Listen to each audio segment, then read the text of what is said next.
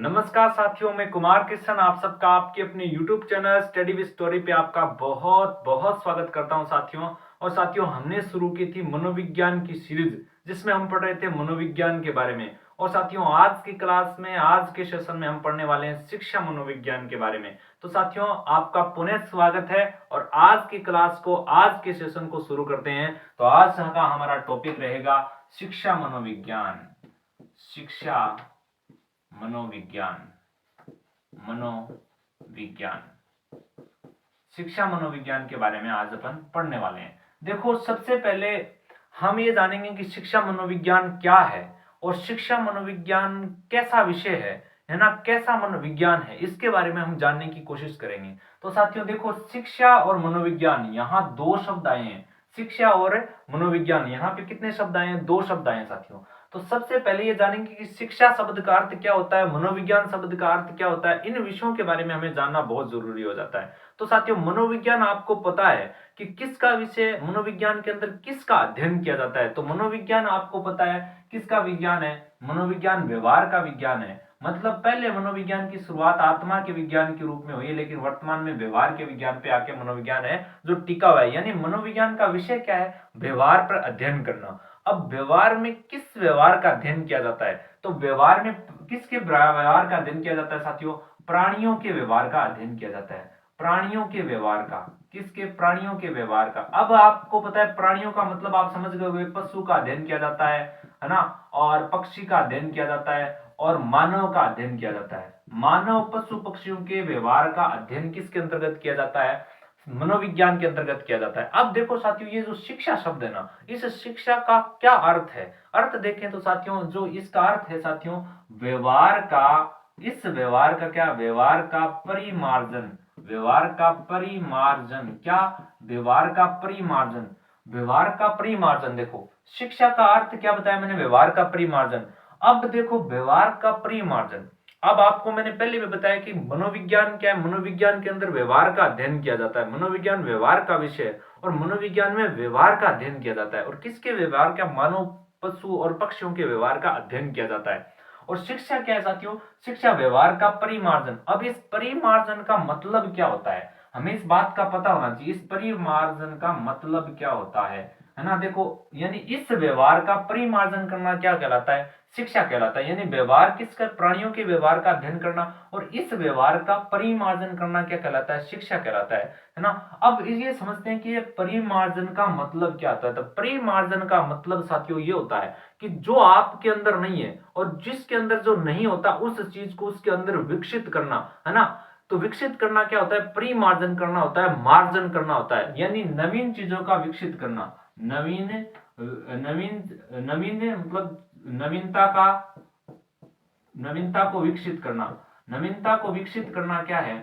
परिमार्जन है। यानी जो आप में नहीं है उसको आप में विकसित किया जा रहा है। जैसे मैं आपको पढ़ा रहा हूं, है ना, और आप देखो, आपको मैं पढ़ा रहा हूं, है ना, आप शिक्षा मनोविज्ञान के बारे में नहीं जा रहे हो, तो आपके अंदर मैं शिक्षा मनोविज्ञान को अंदर आपके अंदर डाल रहा हूं, आपके अंदर आपको शिक्षा मनोविज्ञान सौंप रहा हूं। तो आप क्या ज्ञान प्राप्त कर रहे हो? आपके अंदर क्या है? आपके व्यवहार का क्या हो रहा है? परिमार्जन हो रहा है। आपके व्यवहार का क्या हो रहा है? मार्जन हो रहा है। तो इसे हम क्या कहते हैं? शिक्षा मनोविज्ञान में व्यवहार का परिमार्जन कहते हैं। अब आप समझ गए होंगे कि इस परिमार्जन किसे कहते हैं। यानी कोई विषय वस्तु को उसके अंदर विकसित करना। जैसे मैं आपको पढ़ा करके आपके अंदर ज्ञान दे रहा हूं शिक्षा मनोविज्ञान का, तो ये क्या है? ये क्या है? अपने आप में, आप में अंदर क्या है कि व्यवहार में, आपके व्यवहार में परिमार्जन हो रहा है, आपके व्यवहार का मार्जन हो रहा है। तो ये अपने आप में क्या है कि परिमार्जन है। व्यवहार का परिमार्जन क्या कहलाता है? शिक्षा कहलाता है। और व्यवहार का परिमार्जन क्या कहेंगे?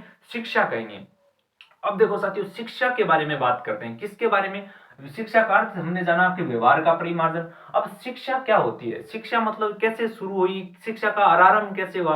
तो शिक्षा का आरंभ भारत देश की, अगर हम अपने देश की बात करते हैं भारत की, तो भारत में शिक्षा की नींव वो प्राचीन काल से मानी जाती है। यानी भारत के अंदर शिक्षा की, विश्व की दृष्टि की अगर मैं बात करूं, तो भारत है ना, शिक्षा की, भारत को शिक्षा की जननी कहा जाता है विश्व में। आपको इस बात का पता है। और क्यों कहा जाता है? क्योंकि सबसे ज्यादा, सबसे पहले मतलब यहाँ पे शिक्षा का प्रचार प्रसार सर्वाधिक हुआ करता था भारत के अंदर साथियों। पहले आपको पता है कि तक्षशिला, नालंदा जैसे विश्वविद्यालय भारत के अंदर उस समय हुआ करते थे। अब साथियों अगर वर्तमान की मैं बात करूं भारत की शिक्षा की, तो वर्तमान में भारत की शिक्षा कैसी है ये तो आप भी जानते हो। और वर्तमान में सब पहले ना प्राचीन समय में भारत शिक्षा के क्षेत्र में बहुत आगे हुआ करता था। विदेशी लोग यहाँ नालंदा, तक्षशिला जैसे विश्वविद्यालयों में शिक्षा ग्रहण करने के लिए आते थे साथियों। लेकिन अब ऐसी परिस्थिति है कि भारत शिक्षा के क्षेत्र में अन्य देशों से पिछड़ गया है। हालांकि बात करें तो जनसंख्या में देखें या आर्थिक स्थिति में देखें तो संसाधन भी हमारे पास बहुत सारे हैं, जनसंख्या भी है। लेकिन वो देश क्या है कि अमेरिका है, रूस है, फ्रांस है, ये देश हमसे आगे है। आगे होने का कारण क्या है साथियों? क्योंकि उन लोगों के पास शिक्षा का क्षेत्र बहुत बड़ा है ना, उन लोगों ने शिक्षा पे ज्यादा ध्यान दिया। हम साथियों इतिहास पढ़ते हैं ना, इतिहास अब जब आप पढ़ते हो या इतिहास में हमें ये पढ़ाया जाता है या हमने ये पढ़ा है इतिहास में कि जब भी कभी नाम आता है कि शिक्षा के क्षेत्र में या देश विश्व में सबसे ज्यादा मतलब धनवान देश कौन से, रिच कंट्रियां कौन कौन सी थी, चाइना और भारत का नाम सबसे ज्यादा आता है साथियों, है ना। इतिहास को जो प्राचीन इतिहास को पढ़ते हैं तो चाइना और भारत का शिक्षा के क्षेत्र में और धनवान के क्षेत्र में धनाढ़ देशों में सबसे ज्यादा नाम भारत का प्राचीन समय में आता है। लेकिन वर्तमान में ऐसा नहीं है साथियों। ऐसा क्यों हो गया? इसका कारण ये है साथियों कि हम लोगों ने शिक्षा पे ध्यान देना कम शुरू कर दिया वर्तमान में। देखो साथियों इतिहास में बताया जाता है कि मध्यकाल के आते आते क्या हुआ कि भारतीय लोगों ने शिक्षा को छोड़ दिया और आध्यात्मिक ज्ञान की, आध्यात्मिक शिक्षा की तरफ लोग बढ़ने लग गए। यानी शिक्षा का जो क्षेत्र होता है ना, विज्ञान का, है ना, इस पे रिसर्च करना, ये भारत ने छोड़ दिया था। मध्यकाल के आते आते ये लोगों ने क्या किया, यहाँ के लोगों ने आध्यात्मिक शिक्षा की तरफ ज्यादा जोर दिया। और जो अमेरिका है, फ्रांस है, रूस है, इन देशों के लोगों ने क्या किया कि विज्ञान के नए नए नियम निकाले, विज्ञान में नए नए सिद्धांत दिए। उन लोगों ने शिक्षा को मतलब ज्यादा महत्व दिया। जबकि भारत ने मध्यकाल से क्या है कि शिक्षा को छोड़ करके आध्यात्मिक शिक्षा को अपना लिया। और आज भी हम क्या करते हैं कि जब भी कभी पेपर देने जाते हैं ना साथियों, या कहीं भी जाते हैं ना, सबसे पहले देवता को पूछ करके जाते हैं कि भगवान मेरे नंबर चाहिए, अपनी तैयारी कुछ भी नहीं हो, है ना। अब तैयारी नहीं होगी तो देवता क्या कर सकता है, भगवान क्या कर सकता है, 1000 बार पूजा पाठ कर लो। अब जब अच्छी तैयारी होगी ना तो आप देवता को मना करके जाइए, कोई दिक्कत नहीं है। लेकिन हमने क्या है कि ज्यादा आध्यात्मिक शिक्षा की तरफ ध्यान दिया, धार्मिक होने को ज्यादा महत्व रखा, लेकिन शिक्षा को छोड़ दिया साथियों। तो इस कारण क्या है कि अन्य जो देश हैं, फ्रांस है, रूस है ना, इस देशों से हमारा जो देश है वो पिछड़ गया। और आज वर्तमान में स्थिति देखते हो, लेकिन वर्तमान में भारत की ऐसी स्थिति हो गई है। कारण क्या है कि आध्यात्मिक की तरफ हम ज्यादा बढ़ रहे हैं, इसलिए हम आध्यात्मिक की तरफ बढ़ना चाहिए, लेकिन अपना जो शिक्षा का जो क्षेत्र है ना उसको हमें नहीं छोड़ना चाहिए। हमें ज्यादा से ज्यादा हमें शिक्षा ग्रहण करनी चाहिए और शिक्षा के क्षेत्र में हमें नए नए संसाधनों के रूप में इसके बारे में हमें बताना चाहिए और हमारे देश में इस प्रकार की व्यवस्था को बनानी चाहिए। तो ये शिक्षा के क्षेत्र में वर्तमान में भारत है अन्य देशों से इस कारण है जो पिछड़ गया है। ये इतिहास में है, जो हम पढ़ते हैं तो इसका तुलनात्मक जब अध्ययन करते हैं तो ये बातें देखने को मिलती है। चलो यहां तक तो बात ठीक है। देखो यहाँ पे हमने लिखा है शिक्षा मनोविज्ञान, इसमें दो शब्द है, एक तो शिक्षा शब्द है, एक मनोविज्ञान शब्द है। अब शिक्षा मनोविज्ञान की परिभाषा क्या है, किसे हम शिक्षा मनोविज्ञान कहते हैं, है ना, ये हमें जानना बहुत जरूरी हो जाता है। तो शिक्षा मनोविज्ञान किसे कहेंगे, इस बात को बहुत जरूरी है जानना। देखो साथियों, मैं आपको पहले क्या होता था, पहले क्या है कि शिक्षा गुरुकुलों में दी जाती थी, है ना। और गुरुकुलों में उस जमाने में जब शिक्षा दी जाती थी ना, तो गुरुकुलों में एक शिक्षक होता था, है ना। और उस समय क्या है कि शिक्षा दी जाती थी, उसमें व्यवहार को देख करके शिक्षा नहीं दी जाती थी, मतलब व्यवहार का अध्ययन करने के नहीं करते थे, ऐसे ही शिक्षा देते थे, है ना। पहले क्या होता था कि विद्यार्थी गुरुकुल में जाता था, शिक्षक होता था और उसको क्या करता था, शिक्षक विद्यार्थी के मतलब व्यवहार को नहीं देखता था, व्यवहार का अध्ययन नहीं करता था, विद्यार्थी के अंदर गुण क्या है, विद्यार्थी के अंदर अवगुण क्या है, विद्यार्थी की योग्यता क्या है, इन सबों को मतलब इतना वेटेज है जो उस समय गुरुकुल के समय, उस प्राचीन समय में इतना महत्व नहीं दिया जाता था, है ना। और वर्तमान समय में क्या है कि इसका स्वरूप बदल गया साथियों। शिक्षा देने का स्वरूप है जो वर्तमान में बदल गया है। बदलने का कारण क्या है, देखो बदल कर कैसा हो गया, एक शिक्षा का स्वरूप मनोवैज्ञानिक हो गया है। मनोवैज्ञानिक होने का मतलब साथियों यहाँ पे ये है कि शिक्षा के क्षेत्र में मनोवैज्ञानिक जो मनोविज्ञान के जो नियम होते हैं,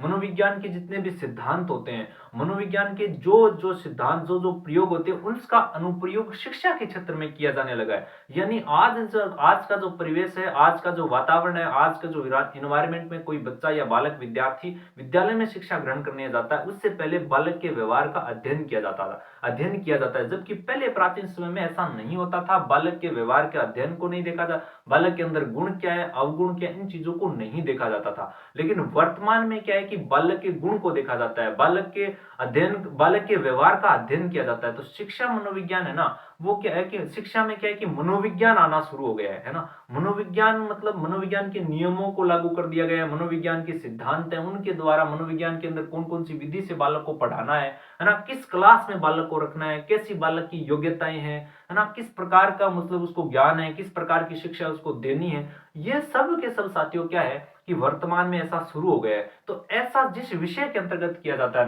ना, जैसे पहले उसके मनोविज्ञान के जो नियम सिद्धांतों का प्रयोग अगर हम शिक्षा के क्षेत्र में कर लेते हैं ना, तो उसे हम क्या कहते हैं, शिक्षा मनोविज्ञान कहते हैं। तो साथियों एक बात ध्यान रखो, आपको एक परिभाषा याद रखनी है यहाँ पे। तो शिक्षा मनोविज्ञान की प्रथम परिभाषा की चर्चा कर रहा हूं। पहले मैंने आपको बताया कि शिक्षा का परिमार्जन करना ही क्या है, शिक्षा मनोविज्ञान है। क्या बताया मैंने, शिक्षा का परिमार्जन करना ही क्या है, शिक्षा मनोविज्ञान है। कैसे, देखो एक परिभाषा मनोविज्ञान की, परिभाषा की चर्चा कर रहा हूं मैं यहाँ पे।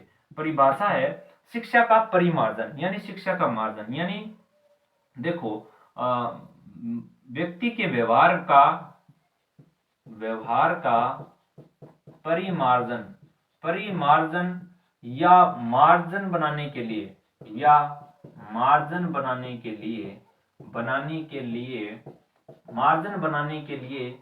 या उन्नतशील बनाने के लिए, उन्नतशील बनाने के लिए, व्यक्ति के व्यवहार को उन्नतशील बनाने के लिए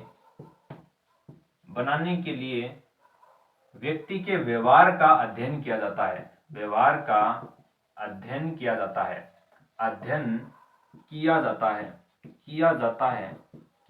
है, उसे क्या कहते हैं, शिक्षा मनोविज्ञान कहते हैं। क्या कहते हैं, शिक्षा मनोविज्ञान कहते हैं। ये देखो, ये तो पहली परिभाषा है, मनोविज्ञान कहते हैं, क्या कहते हैं, शिक्षा मनोविज्ञान कहते हैं।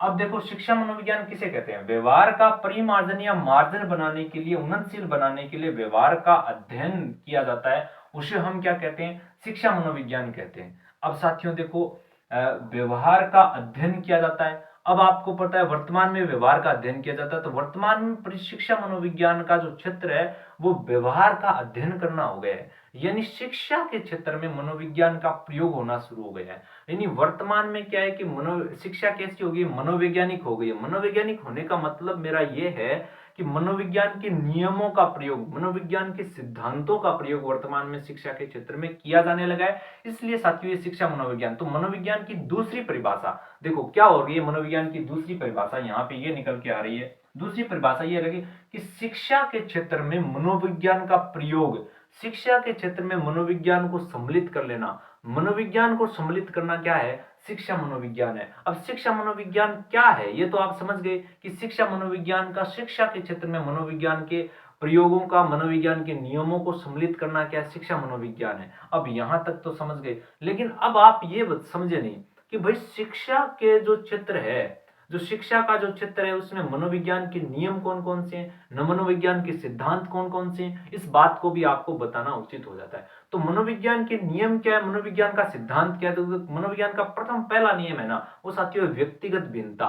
क्या है, व्यक्तिगत भिन्नता, व्यक्तिगत भिन्नता। अब साथियों देखो व्यक्तिगत भिन्नता क्या होती है, यह आपको पता है व्यक्तिगत भिन्नता क्या होती है। देखो इस संसार में जितने भी प्राणी हैं, कोई भी प्राणी एक दूसरे से मिलता नहीं है, नई उसकी विचारधारा मिलती है, अपने आप में सभी क्या यूनिक है। मेरी विचारधारा अलग है, आपकी विचारधारा क्या है, अलग है। आप अपने आप में यूनिक हो, मैं अपने आप में यूनिक हो, यानी बहुत ज्यादा व्यक्तिगत भिन्नता इस संसार में, बहुत ज्यादा व्यक्तिगत भिन्नता पाई जाती है। लेकिन वर्तमान में देखें ना, शिक्षा का जो स्वरूप है वो क्या है साथियों, शिक्षा का स्वरूप अलग है वर्तमान में। अब शिक्षा का स्वरूप क्या है, शिक्षा का स्वरूप है कि शिक्षा समान रूप से दी जाती है।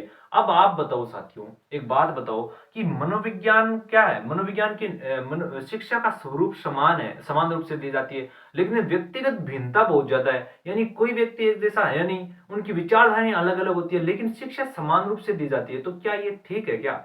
अब मान लो आपकी विचारधारा अलग है, मेरी विचारधारा अलग है, लेकिन शिक्षा समान रूप से दी जाती है, तो ये ठीक नहीं है। ये क्या है कि ये अच्छी नहीं है। मनोविज्ञान तब क्या कहता है, मनोविज्ञान तब ये कहता है कि अगर व्यक्तिगत भिन्नता इतनी है, व्यक्तिगत विभिन्नता इतनी है, अगर कोई व्यक्ति के एक दूसरे से मैच नहीं करता है विचारधारा, तो शिक्षा भी उसे क्या है कि इसी प्रकार भिन्न भिन्न रूपों में देनी चाहिए, अलग अलग रूपों में देनी चाहिए। यानी तब मनोविज्ञान के जो सिद्धांत है, मनोविज्ञान के जो नियम है ना, वो क्या करते हैं यहाँ पे अनुप्रयोगों, इसका नियमों का, सिद्धांतों का अनुप्रयोग करना आवश्यक हो जाता है। तब क्या करते साथियों, एक मनोविज्ञान की नई परिभाषा का उदय होता है। वो देखना नई परिभाषा मनोविज्ञान की यहाँ पे क्या निकल करके आती है, वो ध्यान से देखो। तो नई परिभाषा मनोविज्ञान की क्या आती है, तो वो देखो। नई परिभाषा मनोविज्ञान की यहाँ पे आती है कि मनोविज्ञान में, यानी मनोविज्ञान शिक्षा, मनोविज्ञान की वह शाखा जिसमें मनोविज्ञान के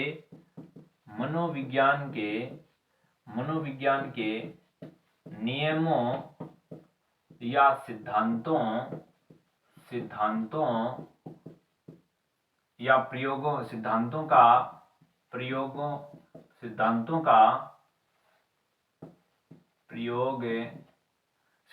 का मतलब मनोविज्ञान के नियम, सिद्धांतों, प्रयोगों का शिक्षा के क्षेत्र में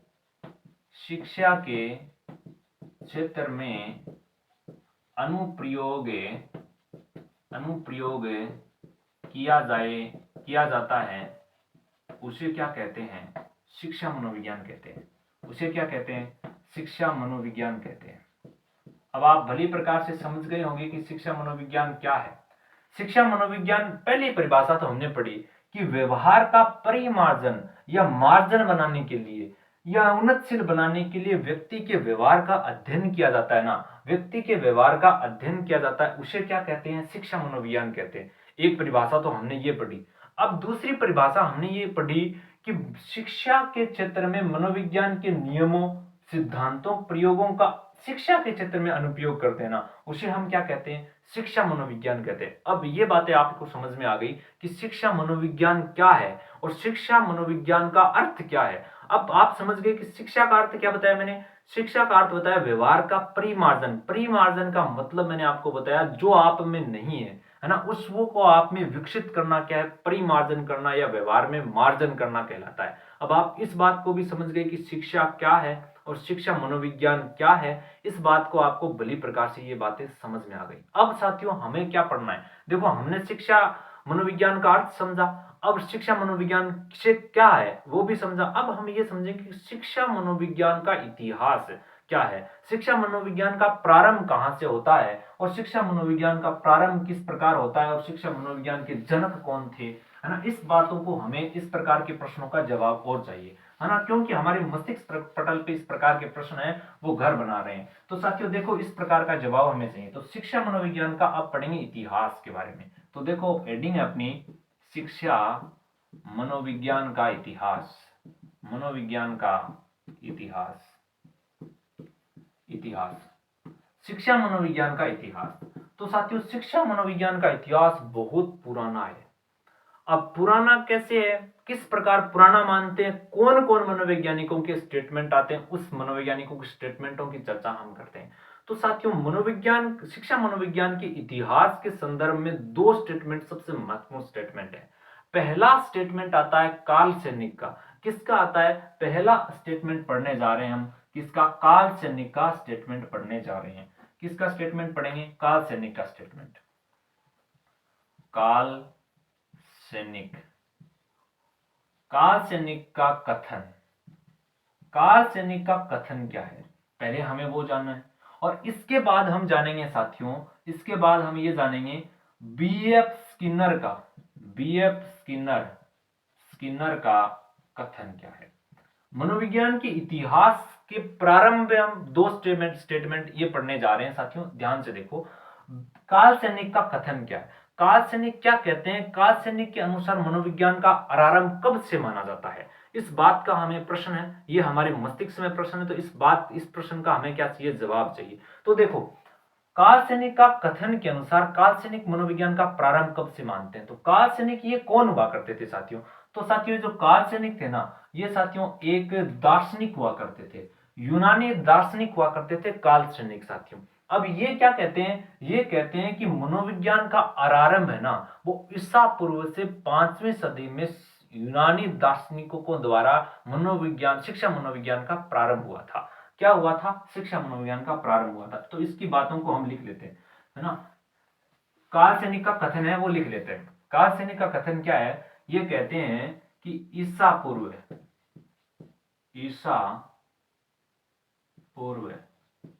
में पांचवी सदी में यूनानी दार्शनिकों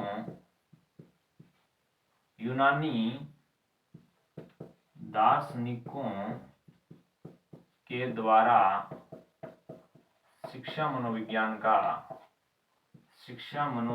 का प्रारंभ माना जाता है। इसका कथन है। किसका? इस कार्ल सैनिक का कथन है कि ईसा पूर्व से 5वीं सदी में यूनानी दार्शनिकों द्वारा शिक्षा मनोविज्ञान का प्रारंभ किया गया था। ये कथन क्या कहते हैं? ये कार्ल सैनिक कहते हैं। अब दूसरी बात करते हैं हम किसकी? अब दूसरी बात हम करते हैं बीएफ स्किनर की। अब बीएफ स्किनर क्या कहते हैं? BF Skinner. अब बीएफ स्किनर का कथन पढ़ने जा रहे हैं साथियों। बीएफ स्किनर ये कहते हैं, बीएफ स्किनर का पूरा नाम की अगर मैं बात करूं साथियों, तो इसका ब्यूरिक स्पेक्ट्रिक स्किनर नाम हुआ करता था। ब्यूरिक स्पेक्ट्रिक नाम, और स्किनर, बी का ब्यूरिक और एफ का स्पेक्ट्रिक और स्किनर इसका नाम हुआ करता था। ठीक है, आप समझ गए।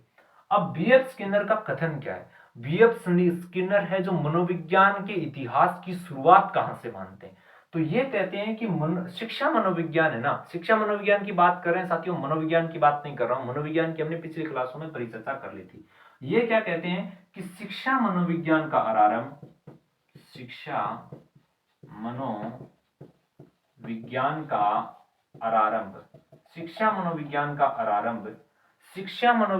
आरंभ प्लेटो के शिष्य अरस्तु से माना जाता है। अब अरस्तु एक महान दार्शनिक हुआ था, उनसे माना जाता है। किसने कहा? बीएफ स्किनर ने कहा शिक्षा मनोविज्ञान का आरंभ है वो प्लेटो के शिष्य अरस्तु से माना जाता है। अब साथियों, अरस्तु से कैसे माना जाता है, और ये बीएफ स्किनर है वो अरस्तु को कैसे शिक्षा मनोविज्ञान का जो प्रारंभ उसके समय से कैसे मानते हैं? तो देखो, हम बात करते हैं अरस्तु की। तो अरस्तु की बात करते हैं। अरस्तु की जो अध्ययन पद्धति है उनकी बात करते हैं। किसकी? अरस्तु की अध्ययन पद्धति की बात करते हैं। अरस्तु की किसकी बात करेंगे? अरस्तु की अध्ययन पद्धति की बात करेंगे हम। अरस्तु ने अध्ययन पद्धति मतलब अध्ययन पद्धति में शिक्षा के स्वरूप को 3 रूपों में बांटा था साथियों। शिक्षा के स्वरूप को अरस्तु ने की अध्ययन पद्धति में 3 रूपों में बांटा था। कितने रूपों में बांटा था? 3 रूपों में, 3 भागों में बांटा। पहली अगर मैं बात करूं साथियों, तो उसने शिक्षा के स्वरूप को इसने कहा कि शिक्षा का जो स्वरूप है वो अलग अलग होना चाहिए, यानी अलग अलग शिक्षा होनी चाहिए। अलग अलग शिक्षा होनी चाहिए। शिक्षा का स्वरूप होना चाहिए, यानी शिक्षा समान रूप से नहीं दी जानी चाहिए। शिक्षा समान रूप से नहीं देनी चाहिए। किसने कहा? शिक्षा, अरस्तु की जो अध्ययन पद्धति है उसमें ये बातें देखने को मिलती है। अब उसकी जो दूसरी बात है ना, उसको ये देखने को मिलती है कि अलग अलग विधि होनी चाहिए। अलग अलग विधि से क्या देनी चाहिए? विधियों से शिक्षा देनी चाहिए, है ना। अब आपको पता है, ये बात भी इसकी इंपॉर्टेंट है। दूसरी बात तो उसने क्या? अलग अलग विधियों से देनी चाहिए। तीसरी बात उसने एक और कर दी। तीसरी बात ये कहते हैं कि शिक्षा का जो स्वरूप है, शिक्षा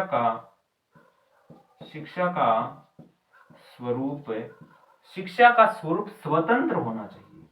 कैसा होना चाहिए? स्वतंत्र होना, और स्वतंत्र होना चाहिए। और साथियों, और भी कहा उसने एक साथ में, और मुक्त होना चाहिए। कैसा होना चाहिए? और मुक्त होना चाहिए। अब देखो, अरस्तु की अध्ययन पद्धति में शिक्षा के 3 स्वरूप बताए गए हैं। एक तो अलग अलग शिक्षा स्वरूप, अलग अलग शिक्षा का स्वरूप अलग अलग होना चाहिए, यानी शिक्षा समान रूप से नहीं देनी चाहिए। एक उसने कहा कि अलग अलग विधियां होनी चाहिए, काम में लेनी चाहिए। तीसरा उसने कहा कि शिक्षा का स्वरूप स्वतंत्र होना चाहिए और इसको मुक्त, शिक्षा का जो स्वरूप है वो मुक्त होना चाहिए। अब देखो इन तीनों की बातें करते हैं कैसे।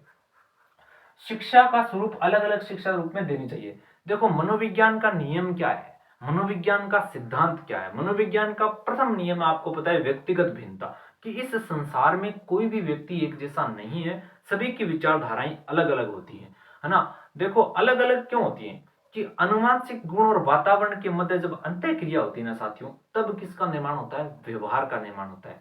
देखो अनुवांशिक, मैं बात कर रहा हूं साथियों अनुवांशिक गुण, अनुवांशिक गुण, अनुवांशिक गुण और वातावरण। अब अनुवांशिक गुण और वातावरण के मध्य जब अंतः क्रिया होती है, अंतः क्रिया होती है, तब जाकर के व्यवहार का जन्म होता है। अब साथियों आपको पता है कि अनुवांशिक गुण कभी भी किसी के नहीं मिलते और वातावरण सब जगह एक नहीं होता। तो अब ये दोनों ही अलग होते हैं और इसके मध्य जब अंतः क्रिया करने से व्यवहार का मतलब जन्म होता है, तो बताओ व्यक्तिगत भिन्नता तो पाई जाएगी, लोगों की विचारधारा तो एक होगी नहीं। ये बात तो यहाँ पे सिद्ध हो गई।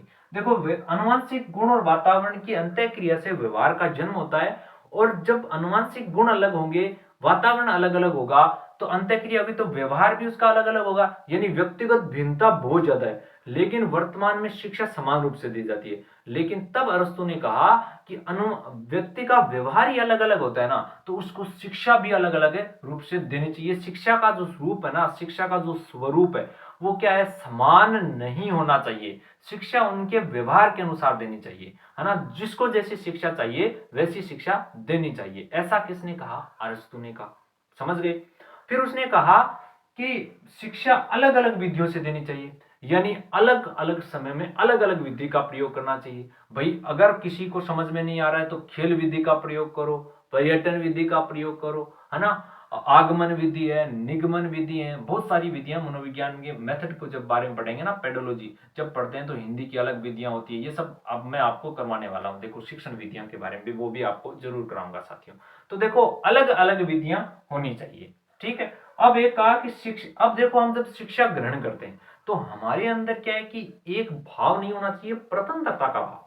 क्या कि हम जब शिक्षा ग्रहण करते हैं ना तो हमारे अंदर प्रतंत्रता का भाव नहीं होना चाहिए, हमारे अंदर स्वतंत्रता का भाव होना चाहिए, ताकि हम क्या है कि मुक्त शिक्षा ग्रहण कर सकें। अब क्या है कि कभी कभी हम क्या करते हैं कि गणित विषयों को लेकर के मानते हैं कि यार बस पढ़ना पड़ेगा, इसको रिट लेवल 1 में पढ़ना पड़ेगा और जरूरी है, लेकिन हार्ड है पता नहीं। लेकिन जब हम इसके प्रति हमारा तो दृष्टिकोण ना दबाव में पढ़ रहे हैं, है ना, स्वतंत्र रूप होकर पढ़ें तो गणित भी हमें आसानी से याद हो जाएगा, है ना। ऐसी बात नहीं गणित आता नहीं है ना, तो बहुत ही आसान। क्योंकि अगर हम स्वतंत्र होकर किसी विषय का जब अध्ययन करते हैं ना तो हम उस विषय को आत्मसात कर सकते हैं साथियों। तो क्या है कि शिक्षा का स्वरूप है ना वो कैसा होना चाहिए, स्वतंत्र होना चाहिए, और शिक्षा हमेशा मुक्त होनी चाहिए, है ना। उसमें किसी प्रकार का मतलब दबाव महसूस शिक्षा के अंदर नहीं करना चाहिए, तभी शिक्षा है वो ग्रहण की जा सकती है। अब ये बात तो हो गई। अब इन बातों को देख करके, यानी अरस्तु की इस अध्ययन पद्धति की ये जो शिक्षा का जो स्वरूप है ना, इसमें मनोविज्ञान के नियमों का प्रभाव दिखाई देता है ना। मनोविज्ञानों के नियमों का जब प्रभाव दिखाई देने के कारण, यानी मनोविज्ञान के जो नियम है ना, उसके जो नियमों के जो छटा इसमें झलकती हुई नजर आती है। इसलिए बीएफ स्किनर ने कहा कि शिक्षा का जो आरंभ है वो अरस्तु के अध्ययन पद्धति से माना जाता है। अरस्तु की अध्ययन पद्धति से प्रारंभ होता, आरंभ है शिक्षा मनोविज्ञान मानी गई। अब ये बात तो ठीक है, लेकिन कुछ लोग इस बात को मानते हैं, स्किनर की इस अरस्तु की वाली बात को मानते हैं, लेकिन कुछ व्यक्ति इस बात को नहीं मानते हैं, कुछ मनोवैज्ञानिक इस बात को नहीं मानते। तो कुछ और किसी व्यक्ति बात को मानेंगे, तो हाँ बिल्कुल मानेंगे। अब साथियों कुछ लोगों का मानना एक व्यक्ति के बारे में, उस व्यक्ति का नाम था साथियों, वो मानते हैं रूसो के बारे में। किसके बारे में मानते हैं, रूसो के बारे में। वो रूसो के बारे में ये कहते हैं कि रूसो के जो प्रकृतिवादी विचारधारा है ना, वो शिक्षा के क्षेत्र में उसका एक बहुत बड़ा रोल है ना। अब वो कैसे है, कुछ लोग मानते हैं, किसको मानते हैं, रूसो को मानते हैं। और रूसो और उसकी जो प्रकृतिवादी विचारधारा ना, प्रकृतिवादी विचारधारा उसको मानते हैं। अब प्रकृतिवादी विचारधारा रूसो मतलब देखो, शिक्षा मनोविज्ञान का आरंभ है वो रूसो की प्रकृतिवादी विचारधारा का जनक मानी जाती है। ऐसा कुछ लोगों का मानना है, कुछ मनोवैज्ञानिक इस बात को मानते हैं, कुछ रूसो को मानते हैं, तो कुछ उसकी विचारधारा प्रकृतिवादी विचारधारा को मानते हैं। तो अब हमें यह समझना है कि रूसो की जो प्रकृतिवादी विचारधारा है, ये प्रकृतिवादी विचारधारा है क्या। इस बात को हमें समझना चाहिए कि रूसो की भाई प्रकृतिवादी विचारधारा क्या है। तो आपको पता है कि प्रकृतिवादी विचारधारा में रूसो ने सबसे ज्यादा महत्व किसको दिया, प्रकृति को दिया था साथियों। किसको दिया, प्रकृति को दिया था। अब ये क्या कहते हैं रूसो, यहाँ पे रूसो ये कहते हैं कि इस प्रकृतिवादी विचारधारा में ये कहते हैं कि प्रकृति के अंदर मनुष्य और प्रकृति के मध्य, किसके मध्य, मनुष्य और प्रकृति के मध्य, मनुष्य और प्रकृति के मध्य अंतः क्रिया होती है, अंतः क्रिया होती है। कौन कहता है, ये रूसो कहता है। मनुष्य और प्रकृति के मध्य अंतः क्रिया होने से क्या है कि मनुष्य का विकास होता है। क्या होता है, मनुष्य का विकास होता है, मानव का विकास होता है, मानव का विकास होता है। अब देखो, अब जब मनुष्य और प्रकृति के बीच में अंतः क्रिया नहीं होगी तो ये मानव विकास भाई साहब संभव नहीं है, ऐसा उसकी प्रकृतिवादी विचारधारा में लिखा हुआ है। देखो, अंतः क्रिया किसके मध्य होगी, प्रकृति और मनुष्य के मध्य होगी। तो प्रकृति को सबसे महत्व देते हैं ये कौन, रूसो, कि प्रकृति और मनुष्य के बीच में अंतः क्रिया होगी तभी मानव का विकास संभव हो पाएगा। लेकिन अगर इन बीच के अंतः क्रिया नहीं होती है तो मानव का विकास संभव नहीं है। इसलिए वो रूसो ये कहते हैं, एक बात कहते हैं रूसो, कि एक बालक को प्रकृति के अंदर स्वतंत्र रूप से छोड़ देना चाहिए। एक बालक को प्रकृति के अंदर स्वतंत्र रूप से छोड़ देना चाहिए। अगर हम बालक को प्रकृति के अंदर स्वतंत्र रूप से छोड़ देते हैं तो निश्चित ही बालक का विकास सतत रूप से स्वयं अपने आप प्रकृति कर देगी, ऐसा रूसो कहते हैं। क्या कहते हैं कि एक बालक होता है, उस बालक को प्रकृति के अंदर स्वतंत्र छोड़ दो और स्वतंत्र छोड़ने के बाद जैसा बालक बनना चाहेगा ना, वैसा बालक अपने आप में बन जाएगा। ऐसा क्यों कहा, उसने कहा कि बालक को बांधन में मत रखना चाहिए, उसको प्रकृति में स्वतंत्र छोड़ना चाहिए। और स्वतंत्र जब बालक को छोड़ देंगे ना तो बालक का विकास अपने आप प्रकृति स्वयं कर देगी। बालक कैसा बनना चाहता है अपने आप ही बन जाएगा, ऐसा रूसो कहते हैं। ऐसी रूसो की प्रकृतिवादी में विचारधारा में लिखा हुआ है। अब साथियों, अब देखो क्यों ऐसा कहा, बंधना क्यों नहीं चाहिए, प्रकृतिवादी विचारधारा प्रकृति में स्वतंत्र क्यों नहीं चाहिए। देखो उदाहरण देता हूं। अब मान लो एक बालक है, एक बालक है, उसके जो माता पिता है वो उसे आरएस बनाना चाहते हैं। क्या बनाना चाहते हैं, आरएस बनाना चाहते हैं। और वो बालक क्या करता है, बालक बनना चाहता है एक चित्रकार, एक पेंटरकार बनना चाहता है साथियों।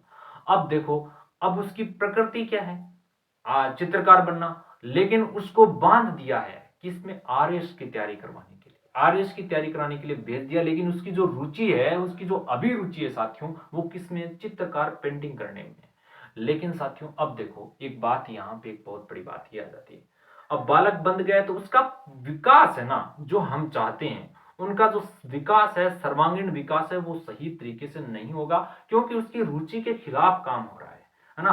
अब देखो, तब कहते हैं कि बालक को प्रकृति के अंदर स्वतंत्र रूप से छोड़ देना चाहिए, है ना। बालक को प्रकृति के अंदर स्वतंत्र रूप से छोड़ देना चाहिए। प्रकृति उसकी योग्यता के हिसाब से, उनकी आवश्यकता के हिसाब से, उनके अंदर, उनकी जो अंदर अभिक्षमता है, उसके अंदर कौन सी योग्यता है, उनके अंदर कौन कौन सी अभिक्षमता है, उनका विकास अपने आप हो जाएगा, है ना। ऐसा रूसो मानते हैं। तो ऐसी विचारधाराओं को, यानी जो रूसो की प्रकृतिवादी विचारधारा ना, उसमें भी मनोविज्ञान के जो नियम है ना, मनोविज्ञान के जो सिद्धांत है, उनका प्रभाव देखने को मिलता है। ये प्रभाव देखने मिलने के कारण साथियों क्या हुआ कि इसको क्या कहते हैं कि प्रकृतिवादी विचारधारा से ही शिक्षा मनोविज्ञान का आरंभ हुआ था, है ना। ये बात कई मनोवैज्ञानिक है जो मानते हैं, लेकिन फिर भी कुछ लोग ये बात नहीं मानते। अब साथियों लोगों तो करें क्या, लोग तो मानेंगे नहीं, कभी नहीं मानते कोई। तो लेकिन फिर क्या हुआ, कुछ लोग किसी एक अन्य व्यक्ति को मानते। इसमें एक व्यक्ति का नाम आता है साथियों, उसकी बात करता हूं मैं, जो कि रहने वाले हैं अमेरिका के। कहां के रहने वाले, अमेरिका के रहने वाले हैं। और साथियों अमेरिका के रहने वाले हैं, और जिसका संबंध की अगर मैं बात करूं तो जिसका संबंध है साथियों बाल मनोविज्ञान से। बाल मनोविज्ञान के संबंध रखने वाले मनोवैज्ञानिक कौन थे, यह आपको पता। बाल मनोविज्ञान से क्या रखते हैं, संबंध रखते हैं। क्या रखते हैं, संबंध रखते हैं साथियों, अमेरिका के रहने वाले। अब आपको पता है कि बाल मनोविज्ञान से संबंध रखने वाले मनोवैज्ञानिक कौन से थे, तो उसका नाम आता है साथियों, अगर पूछे आपको तो आप बेझिझक नाम लेना, स्टेनली हॉल। किसका नाम आता है, Stanley hall, Stanley hall, Stanley hall का नाम आता है साथियों। बाल मनोविज्ञान से संबंध रखते हैं, किससे संबंध रखते हैं, बाल मनोविज्ञान से संबंध रखते हैं, कौन, स्टेनली हॉल। ये स्टेनली हॉल अमेरिका के रहने वाले थे साथियों। अब इसकी बातों को सुनते हैं। स्टेनली हॉल ने क्या किया, इसने बालकों के व्यवहार पे अध्ययन किया। व्यवहार किसके? बालकों के व्यवहार पर, बालक के व्यवहार का अध्ययन किया था। बालकों के व्यवहार का अध्ययन किया और साथियों उसने एक विधि दी थी, प्रश्नावली विधि। प्रश्नावली विधि, किस विधि का गठन किया उसने? प्रश्नावली विधि का गठन किया था स्टेनली हॉल ने। अब साथियों स्टेनली हॉल ने प्रश्नावली विधि, वैसे मनोविज्ञान के अंदर साथियों बात आती है प्रश्नावली विधि का गठन तो सबसे पहले विलियम वुडवर्थ ने किया था, लेकिन बाल विकास, बालकों के विकास में, बालकों के व्यवहार का अध्ययन यानी बाल मनोविज्ञान में सबसे पहले प्रश्नावली विधि का जो गठन है वो स्टेनली हॉल ने किया था। और साथियों स्टेनली हॉल ने जब बाल मनोविज्ञान में प्रश्नावली विधि का गठन किया और बाल मनोविज्ञान पर सबसे ज्यादा महत्व दिया, है ना, और तब क्या है कि इसने क्या कि शिक्षा मनोविज्ञान के नियमों में भी इस नियमों का वो बहुत बड़ा महत्व है, नियमों में विकास हुआ, है ना, शिक्षा मनोविज्ञान में भी इसका महत्वपूर्ण विकास देखने को मिलता है। इसी कारण क्या है साथियों, इसको भी एक महत्वपूर्ण स्थान स्टेनली हॉल की बातों को भी दिया जाता है। और स्टेनली हॉल आपको पता है बाल विकास का जनक माना जाता है, बाल मनोविज्ञान का जनक माना जाता है, बाल मनोविज्ञान का जनक माना जाता है, बाल मनोविज्ञान का जनक माना जाता है, जनक। बाल मनोविज्ञान के अंदर आंदोलन की स्टार्ट, बाल मनोविज्ञान के आंदोलन के जनक माने जाते हैं कौन? स्टेनली हॉल को माना जाता है ना साथियों। अब आप समझ गए होंगे कि इसका महत्व क्यों। लेकिन इसके साथ साथ एक और व्यक्ति की बात भी हम कर लेते हैं साथियों। एक व्यक्ति और हुआ करते थे, उसकी परिचर्चा करते हैं। वो कौन हुआ करते थे? John Dewey. क्या नाम है साथियों? John Dewey. ये जॉन डेवी नाम है साथियों, जॉन डेवी। ये जॉन डेवी नामक वैज्ञानिक व्यक्ति हुआ करते थे, मनोवैज्ञानिक हुआ करते थे साथियों। ये व्यक्ति थे साथियों अमेरिका के रहने वाले। कहां के रहने वाले थे? अमेरिका के रहने वाले थे। और साथियों इसने क्या किया, इसने अपने सबसे ज्यादा महत्व शैक्षणिक व्यवहार को मतलब समझने में दिया। शैक्षणिक व्यवहार, शैक्षणिक व्यवहार, व्यवहार को अपना विषय बनाया उसने। अब शैक्षणिक व्यवहार यानी आप समझ गए हो कि शिक्षा के क्षेत्र में जो व्यवहार होता है या विद्यालय के क्षेत्र में जो व्यवहार किया जाता है उसे हम क्या कहते हैं? शैक्षणिक व्यवहार कहते हैं। और तो उसने शैक्षणिक व्यवहार पे सबसे ज्यादा अध्ययन किया। किसने? जॉन डेवी ने किया। और साथियों उसने शिक्षा के क्षेत्र में शैक्षणिक व्यवहार का अध्ययन करने के लिए शिक्षा मनोविज्ञान में एक प्रयोगशाला की स्थापना की। किसकी प्रयोगशाला की? शिक्षा मनोविज्ञान की प्रयोगशाला। शिक्षा मनोविज्ञान में प्रयोगशाला की स्थापना, प्रयोगशाला की स्थापना। अब देखो किसने की शिक्षा मनोविज्ञान में प्रयोगशाला की स्थापना? जॉन डेवी ने की थी। ये साथियों प्रयोगशाला, देखो ऐसी प्रयोगशाला की उसने स्थापना कर दी। कहां कर दी अब वो भी मैं आपको बताऊंगा। ये प्रयोगशाला वैसा, ठीक है, समझ गए। अब ये प्रयोगशाला की स्थापना, ये शिक्षा मनोविज्ञान की क्या है? प्रयोगशाला है।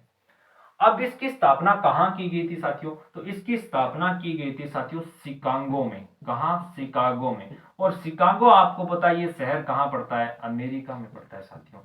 कहां है? अमेरिका में। और शिकागो से आपको याद आ गया होगा कि हमारे जो आदर्श पुरुषों के नाम आता है तो उसमें स्वामी विवेकानंद हुआ करते थे, जिन्होंने साथियों इस शिकागो में क्या किया था? एक भाषण दिया धर्म सम्मेलन में, है ना। यहाँ पे धर्म सम्मेलन हुआ था जहां पे अमेरिका में जाकर के स्वामी विवेकानंद ने एक भाषण दिया था साथियों, और वो यहीं पे दिया था साथियों। यहाँ पे क्या हुआ कि शिक्षा मनोविज्ञान की प्रथम प्रयोगशाला की स्थापना, ये शिक्षा के अंदर मनोविज्ञान के अंदर प्रथम प्रयोगशाला है साथियों।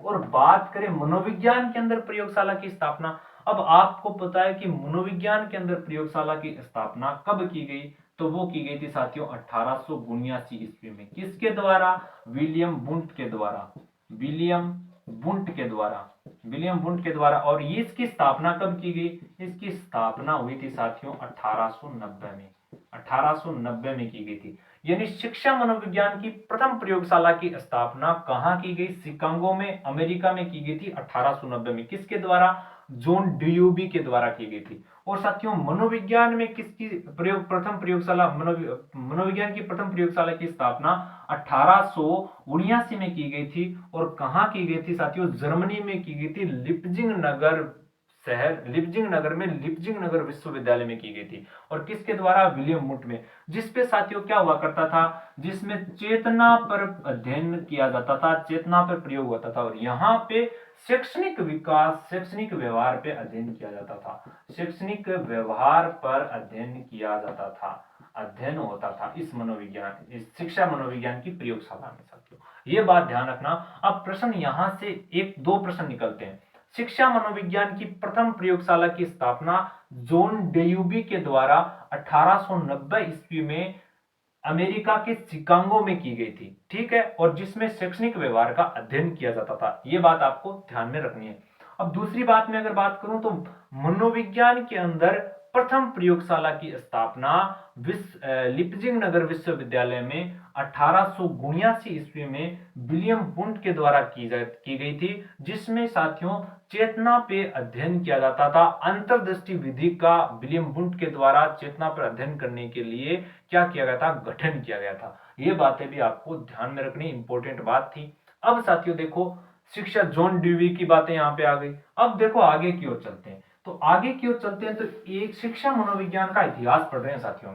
तो शिक्षा मनोविज्ञान के इतिहास में एक बहुत ही महत्वपूर्ण नाम एक मनोवैज्ञानिक का आता है। उस मनोवैज्ञानिक का नाम क्या था वो देखते हैं। तो एक नाम आता है, उस मनोवैज्ञानिक का नाम था साथियों एडवर्ली थॉर्नडाइक। क्या नाम है? एडवर्ली थॉर्नडाइक।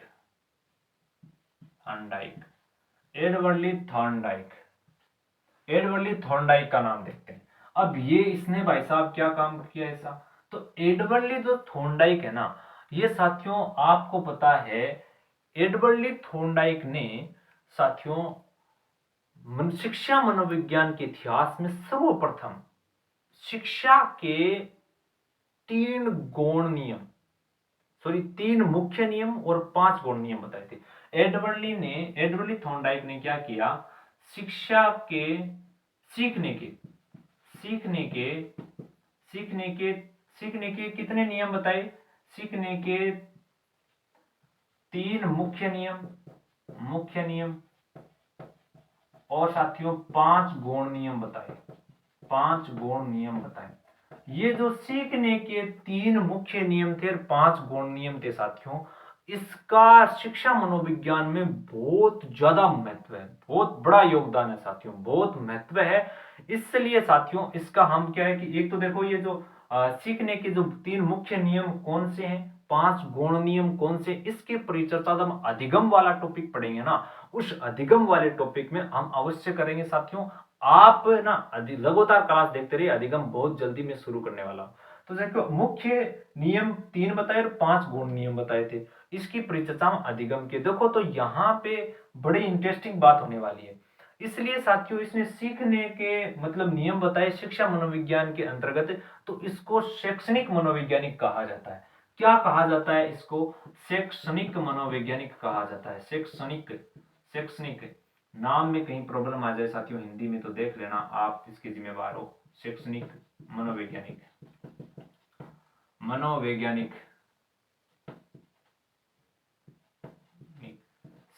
शैक्षणिक मनोवैज्ञानिक, ये शैक्षणिक मनोवैज्ञानिक कहते हैं। और साथियों एडवर्ली थॉर्नडाइक को शिक्षा मनोविज्ञान का क्या कहा जाता है?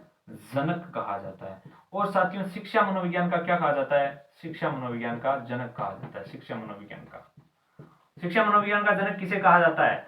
एडवर्ली थॉर्नडाइक को कहा जाता है। और इस एडवर्ली थॉर्नडाइक को साथियों पशु मनोविज्ञान का जनक भी कहा जाता है। पशु मनोविज्ञान का जनक भी कहा जाता है। किसका जनक कहा जाता है? पशु मनोविज्ञान का जनक भी कहा जाता है। एंड किसको? एडवर्ली थॉर्नडाइक को। अब आप समझ गए कि अभी शिक्षा मनोविज्ञान का इतिहास पढ़ रहे थे कि वे शिक्षा मनोविज्ञान का आरंभ कैसे हुआ। तो इसमें अलग अलग मनोवैज्ञानिकों ने अपनी अलग अलग विचारधाराएं रखी, अपने अलग अलग विचार रखे, अपने अलग अलग अध्ययन पद्धतियां रखी। और किसी ने किसी ने रूसो को माना, प्रकृतिवादी का विचारधारा माना, कभी किसी ने किसको माना। तो ये अपने आप में एक बहुत बड़ा इतिहास है, पुराना इतिहास है शिक्षा मनोविज्ञान का साथियों। मैंने शुरुआत में आपको बताया कि शिक्षा मनोविज्ञान का बहुत पुराना इतिहास है। कैसे कैसे माना मैंने वो भी आपको पढ़ा दिया। तो अब आप समझ गए हो कि शिक्षा मनोविज्ञान में अलग अलग मनोवैज्ञानिकों ने अपने अलग अलग मत रखे थे। अब प्रश्न ये आता है कि शिक्षा मनोविज्ञान की शुरुआत कहाँ से हुई, प्रारंभ कब हुआ था, तो वो हमें देखना है। तो देखो बड़ी इंपॉर्टेंट बातें हैं, वो भी मैं आपको यहाँ पे लिख देता हूँ। तो देखो शिक्षा मनोविज्ञान का जो प्रारंभ है ना साथियों, वो प्रारंभ माना जाता है, शिक्षा मनोविज्ञान का प्रारंभ है वो 1900 ईस्वी में माना जाता है। कौन सी 1900 ईस्वी में माना जाता है।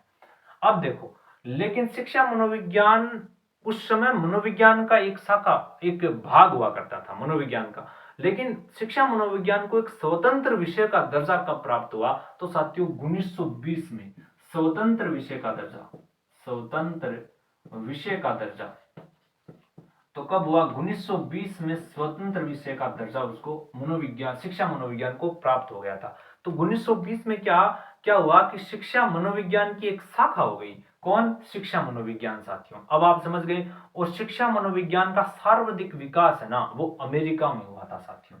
शिक्षा मनोविज्ञान का विकास, सर्वाधिक विकास, सर्वाधिक विकास किस देश में हुआ, तो सर्वाधिक विकास साथियों अमेरिका में हुआ था। कहां हुआ था, अमेरिका में हुआ था। अब साथियों अमेरिका में जितने लगभग से मनोवैज्ञानिक अमेरिका के थे, थॉर्नडाइक थे, है ना, स्टैनली हॉल थे, बीएफ स्किनर थे, ये सभी के सभी लगभग से आपको पता है कि अमेरिका के मनोवैज्ञानिक हैं। तो आप समझ गए होंगे कि शिक्षा मनोविज्ञान का सर्वाधिक विकास कहां हुआ था, अमेरिका देश में हुआ था। प्रारंभ कब से हो गया था, 1900 ईस्वी में हो गया था। और स्वतंत्र विषय का दर्जा शिक्षा मनोविज्ञान को कब प्राप्त हुआ, तो 1920 में। अगर प्रश्न आ जाए कि मनोविज्ञान को स्वतंत्र विषय का दर्जा कब प्राप्त हुआ, तो साथियों ध्यान रखना 1880 में हुआ था। और प्रयोगात्मक मनोविज्ञान के रूप में मनोविज्ञान को प्रयोग होने लगे थे, तब मनो जाकर के मनोविज्ञान 1879 में मनोविज्ञान में प्रथम प्रयोगशाला की स्थापना विलियम वुंट के द्वारा की गई थी। बाद में 1880 में मनोविज्ञान को स्वतंत्र विषय का दर्जा प्राप्त हो गया था, क्योंकि विज्ञान घोषित हो चुका था। इसलिए साथियों मनोविज्ञान का, आधुनिक मनोविज्ञान का जनक किसे कहा जाता है, विलियम वुंट को कहा जाता है। ये बात आपको ध्यान में रखनी है। चलो आगे की तरफ चलते हैं। अब देखो हमने क्या कि मनोविज्ञान का अर्थ जाना सबसे पहले, फिर मनोविज्ञान का अर्थ जानने के बाद मनोविज्ञान क्या है, सॉरी शिक्षा मनोविज्ञान का अर्थ जाना, फिर शिक्षा मनोविज्ञान का क्या है वो जाना, फिर हमने शिक्षा मनोविज्ञान की जो अपन बात करते हैं ना कि इतिहास, वो आरंभ कैसे हुआ था शिक्षा मनोविज्ञान, उसके बारे में जान लिया। अब साथियों हम पढ़ने जा रहे हैं शिक्षा मनोविज्ञान की परिभाषा। अब वो परिभाषा बहुत इंपॉर्टेंट है, तो वो आपको ध्यान में रखनी है। तो अभी देखो हेडिंग लगा लो, शिक्षा मनोविज्ञान की परिभाषा। यहां पे हेडिंग लगा लो, शिक्षा मनोविज्ञान की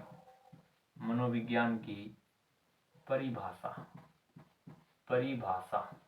अब बड़ी इंपॉर्टेंट बातें यहां से प्रश्न बनेगा साथियों। शिक्षा मनोविज्ञान की परिभाषा, और शिक्षा मनोविज्ञान में अलग अलग वैज्ञानिकों ने अलग अलग परिभाषा दी है, उन सभी परिभाषाओं की हम परिचर्चा करने वाले हैं। तो साथियों देखो, सबसे पहले हम बात करते हैं बीएफ स्किनर की परिभाषा का। बीएफ स्किनर की परिभाषा, बीएफ स्किनर क्या बोलते हैं उसकी परिभाषा। बीएफ स्किनर के अनुसार है मनोविज्ञान की वह शाखा जिसमें सीखने तथा सिखाने की प्रक्रिया का अध्ययन किया जाता है, शिक्षा मनोविज्ञान कहलाती है। शिक्षा मनोविज्ञान कहलाती है, ये बात आपको ध्यान में रखनी है, कहलाती है। मैं आपको याद करने का तरीका भी बता दूंगा। अब दूसरी परिभाषा लगातार आपको लिख रहा हूं मैं। पहली परिभाषा ये हो गई, दूसरी परिभाषा लिख रहा हूं साथियों। दूसरी परिभाषा दी थी, इसी की दूसरी परिभाषा है बीएफ स्किनर की। क्या, ये तो पहली हो गई, और इसी की एक शिक्षा मनोविज्ञान के अंदर दूसरी परिभाषा, वो और लिख दो आप। वो है शिक्षा मनोविज्ञान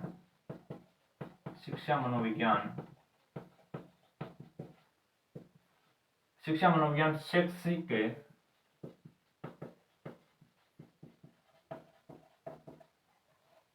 विद्यार्थी का शैक्षिक व्यवहार, शैक्षिक परिस्थितियों में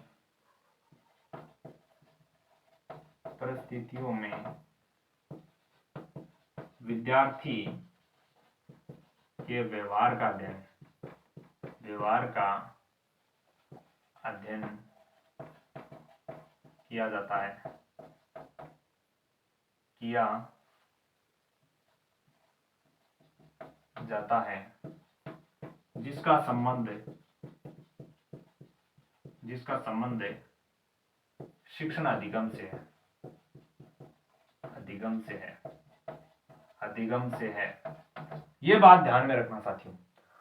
बीएफ स्किनर की दो परिभाषाएं हैं, ठीक है। अब एक दूसरी परिभाषा और देता हूं, वो किसने दी थी? वो दी थी साथियों स्टैनली हॉल ने।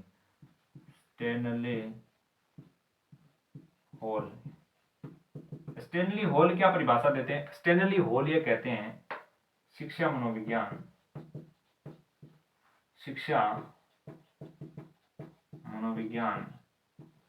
शैक्षणिक विकास का क्रमबद्ध अध्ययन है। ये बात ध्यान में रखना। ये परिभाषा किसनी है? स्टैनली हॉल की परिभाषा है। और साथियों तीसरी बात करता हूं मैं, जो है ट्रो महोदय की। ट्रो महोदय के अनुसार क्या है? शिक्षा मनोविज्ञान शैक्षणिक परिस्थिति में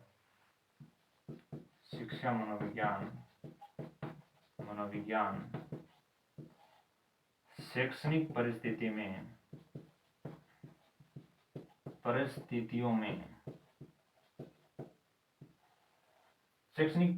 में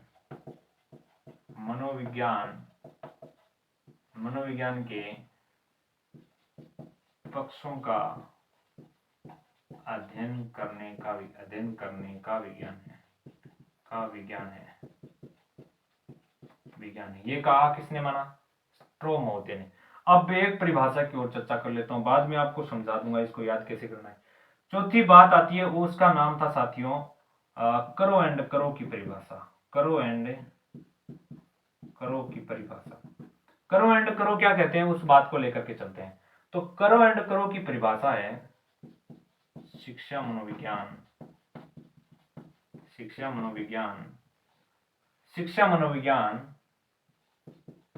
जन्म से लेकर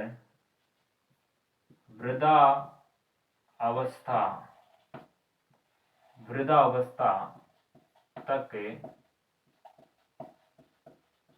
सिखाने का वर्णन, सीखने का वर्णन है साथियों, सिखाने का नहीं है, सीखने का वर्णन एवं व्याख्या। सीखने का वर्णन एवं व्याख्या शैक्षणिक व्यवहार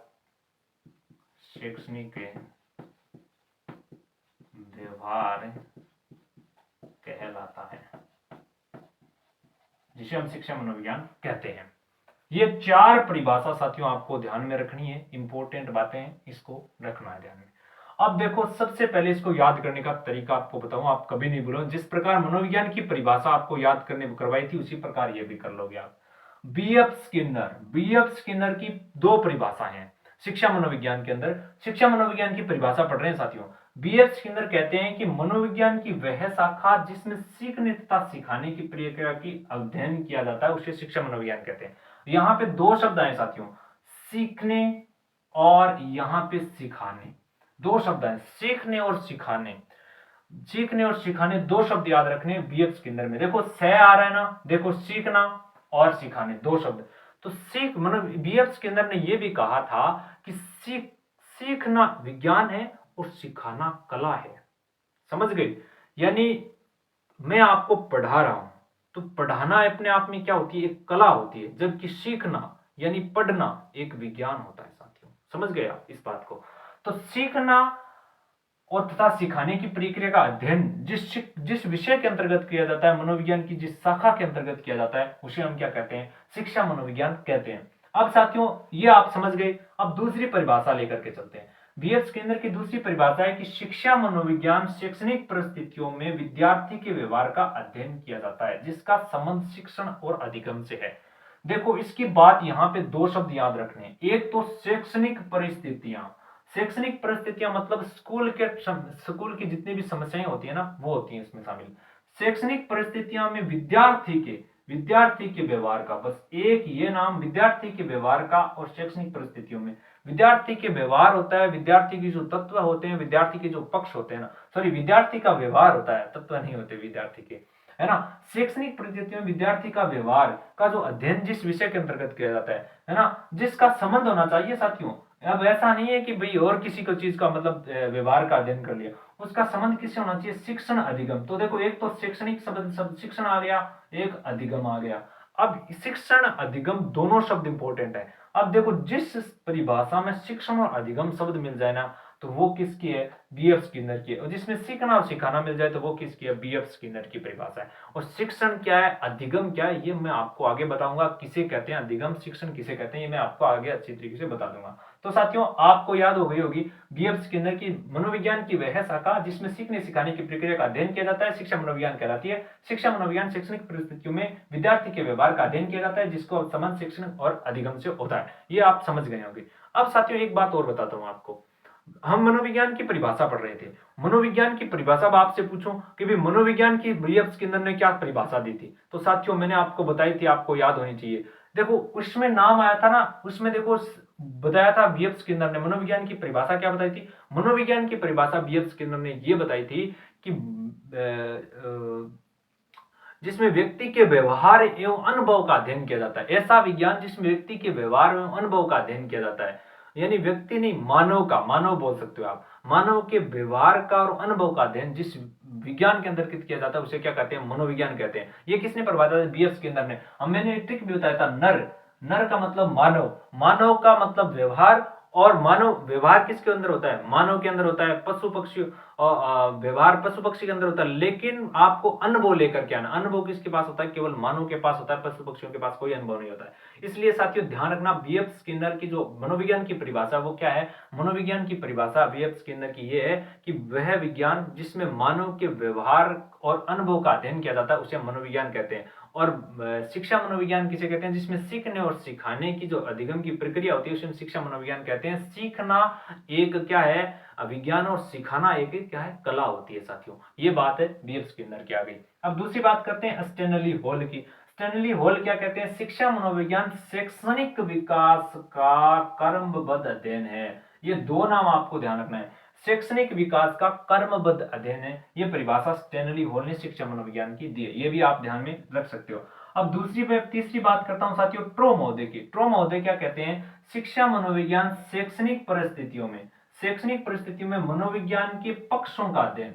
ये देखो मनोविज्ञान के पक्षों, मनोविज्ञान के पक्षों का अध्ययन। शैक्षणिक परिस्थिति मतलब स्कूल की जितनी भी समस्याएं होती हैं उनका मनोविज्ञान के पक्ष हो गए, मनोविज्ञान के तत्व हो गए, मनोविज्ञान के जितने भी तत्व है उनका अध्ययन शैक्षणिक परिस्थितियों में किया जाता है। उसको हम क्या कहते हैं, उसको क्या कहते हैं, शिक्षा मनोविज्ञान कहते हैं। ये परिभाषा किसकी है, ट्रो महोदय की साथियों। अगली परिभाषा है करो एंड करो की। करो एंड करो क्या कहते हैं, शिक्षा मनोविज्ञान जन्म से लेकर वृद्धावस्था तक, जन्म से लेकर एक तो वृद्धावस्था तक सिखाने का वर्णन एवं व्याख्या और उसका शैक्षणिक व्यवहार क्या कहलाता है, शिक्षा मनोविज्ञान कहलाता है। अब करो एंड करो की परिभाषा एक तो आप रखते हैं जन्म से लेकर के वृद्धावस्था तक, यानी जन्म से लेकर के बुढ़ो अवस्था जब तक सीखने और सिखाने का उसका जो वर्णन करता है, जो व्याख्या करता है ना, उनका जो शैक्षणिक व्यवहार क्या था, है ना, उसका अध्ययन, उसका जो अध्ययन करते हैं ना, उसका जो सार निकलता है, उसका जो वर्णन का, सिखाने का जो, सीखने का जो एक व्याख्या करने का जो उनका जो वर्णन निकलता है ना, उससे हम क्या, उसके अंतर्गत शिक्षा मनोविज्ञान के अंतर्गत रखते हैं साथियों। तो ये समझ गए। और एक बात और याद रखना, ये तो मनोविज्ञान करो एंड करो की शिक्षा मनोविज्ञान के अंदर परिभाषा थी,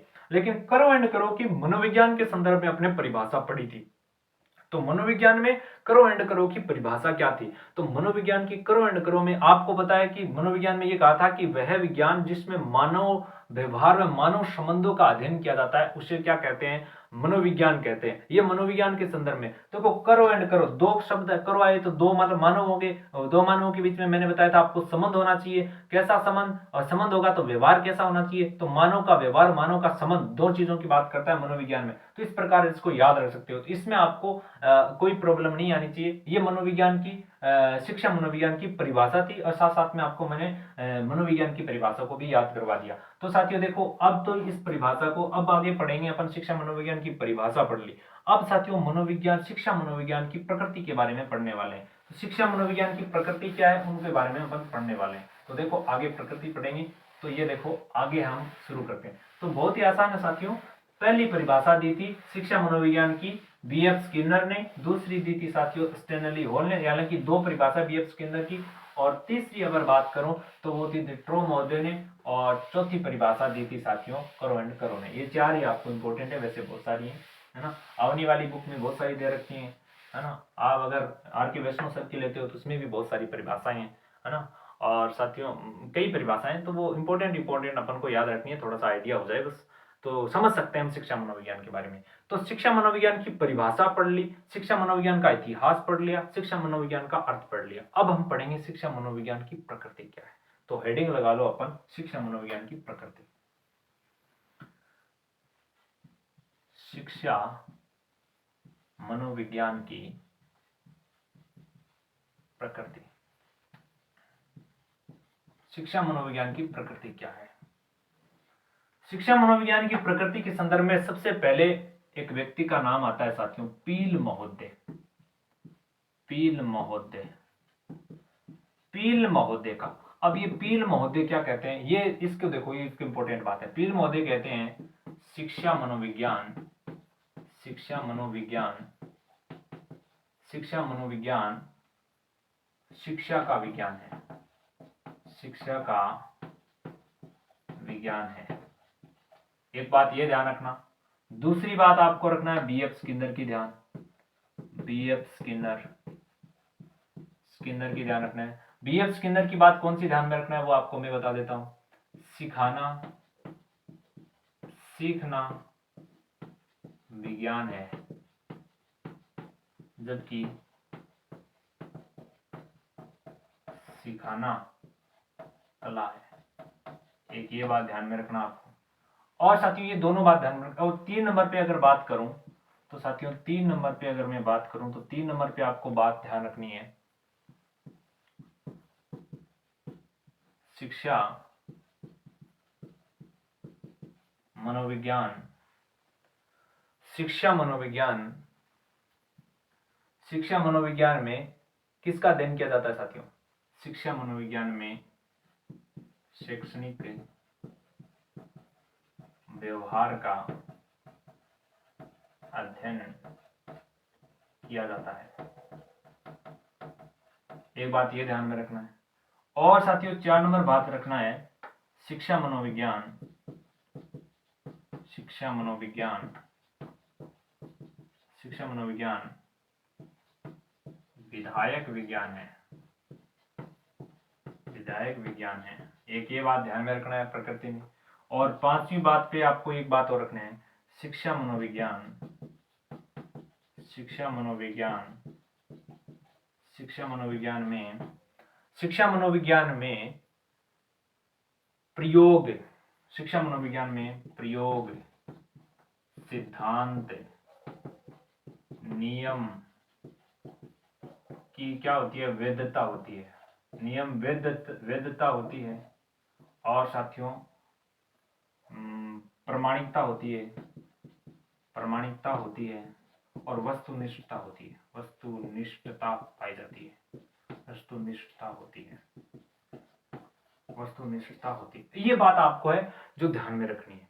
देखो शिक्षा मनोविज्ञान की प्रकृति में 5 बात आपको ध्यान में रखनी है। पील महोदय ने कहा शिक्षा मनोविज्ञान शिक्षा का विज्ञान है, एक तो ये बात ध्यान में रखनी है, आई समझ में आपको। दूसरी बीएफ स्किनर, शिक्षा बीएफ स्किनर कहते हैं सीखना विज्ञान है, जबकि सिखाना कला है। कैसे? मैंने बताया कि कोई पढ़ाना है ना, तो कोई पढ़ा रहा है तो पढ़ाना अपने आप में एक कला होती है ना, ऐसे कोई नहीं पढ़ा सकता, है ना साथियों। तो पढ़ाना क्या होती है? एक कला होती है जो हर किसी के पास नहीं होती, है ना। और साथियों सीखना एक विज्ञान है। विज्ञान की तरफ सीखना विज्ञान कैसे? तो विज्ञान नियमों सिद्धांतों पे काम करती है ना, तो हम तरीके से सीखना चाहिए हमें। ऐसा नहीं कि भाई कुछ भी सीख रहे हैं ना, तरीका होता है, कर्मबद्धता होनी जरूरी है सीखने में, तभी हम सीख पाएंगे। अगर कर्मबद्धता नहीं रखोगे तो कभी नहीं सीख पाओगे। तो विज्ञान क्या है? विज्ञान होता है विज्ञान। तो सीखना क्या है? विज्ञान है, जबकि सिखाना क्या है? कला है। अब देखो साथियों शिक्षा मनोविज्ञान में शैक्षणिक व्यवहार का अध्ययन किया जाता है। आपको पता है कि शैक्षणिक मनोविज्ञान में शैक्षणिक व्यवहार का अध्ययन किया जाता है, ये बात तो आप समझ गई। दूसरी बात, चौथी बात ये है शिक्षा मनोविज्ञान का विधायक विज्ञान है। मैंने जब आपको मनोविज्ञान का जो मनोविज्ञान पढ़ाया था तो आपको मनोविज्ञान की प्रकृति में ये बताया था कि मनोविज्ञान नियामक और विधायक विज्ञान है। विधायक का मतलब साथियों तथ्यों का जो का त्यों प्रस्तुत करना, और नियामक विज्ञान का मतलब ये होता है कि मतलब विषय वस्तु कैसी होनी चाहिए। तो इसमें विषय वस्तु का कोई लेना देना नहीं है, इसमें तथ्यों का त्यों प्रस्तुत किया जाता है शिक्षा मनोविज्ञान के अंदर, है ना। तो शिक्षा मनोविज्ञान के विधायक विज्ञान है, जबकि मनोविज्ञान के विधायक और नियामक दोनों विज्ञान होती है। ये बात आपको ध्यान में रखनी है। शिक्षा मनोविज्ञान में प्रयोग, सिद्धांत, नियमों की वैधता, प्रामाणिकता, वस्तुनिष्ठता होती है। ये मनोविज्ञान में भी होती है। आपको पता है कि भाई कोई आप जैसे कोई सिद्धांत है, अगर उसको आप मतलब कोई सिद्धांत है, अगर किसी विषय वस्तु को आप सिद्ध करना चाह रहे हो शिक्षा मनोविज्ञान के अंदर, तो आप उसमें सूत्र लगाओगे तो 100% जो आंसर आएगा वो 100% आंसर निकल करके आएगा। लेकिन फिर आपने दूसरा सूत्र लगाया, फिर भी वही 100% आएगा, उसमें 1% का फर्क नहीं आएगा। तो उसमें क्या है कि वस्तुनिष्ठता है ना, वैधता है, प्रामाणिकता उसमें देखने को मिलती है ना। तो ये बात आप समझ गए कि शिक्षा मनोविज्ञान में प्रयोगों में सिद्धांतता, नियमों की वैधता, प्रामाणिकता, वस्तुनिष्ठता देखने को मिलती है। अब साथियों ये तो थी शिक्षा मनोविज्ञान की प्रकृति। अब आप समझ गए होंगे शिक्षा मनोविज्ञान की प्रकृति क्या होती है। अब शिक्षा मनोविज्ञान, अब देखो हमने क्या क्या पढ़ा, शिक्षा मनोविज्ञान का अर्थ पढ़ा, शिक्षा मनोविज्ञान क्या होती है, शिक्षा मनोविज्ञान का इतिहास पढ़ा, और शिक्षा मनोविज्ञान की परिभाषा पढ़ी, और शिक्षा मनोविज्ञान की प्रकृति पढ़ी। अब यहां तक तो बात आप समझ गए। अब हमें पढ़ना क्या, देखो अब हमें एक बात ये पढ़नी है कि शिक्षा मनोविज्ञान का महत्व क्या है। शिक्षा मनोविज्ञान का महत्व क्या है वो तो भी हमें समझ में आना चाहिए। तो शिक्षा मनोविज्ञान को आप क्या पढ़ने जा रहे हैं, शिक्षा मनोविज्ञान का महत्व। तो हेडिंग डाल लो ऊपर, शिक्षा मनोविज्ञान का महत्व है। मनोविज्ञान का महत्व है, शिक्षा मनोविज्ञान का महत्व है। अब इस शिक्षा मनोविज्ञान के महत्व को हमें समझना बहुत जरूरी है। अब एक एक करके मैं आपको बताता जाऊंगा, आप आराम से इसको लिखते जाना। तो देखो शिक्षा मनोविज्ञान का महत्व लिख रहा हूं। पहला पहला है शिक्षा मनोविज्ञान का महत्व पढ़ें। तो शिक्षा मनोविज्ञान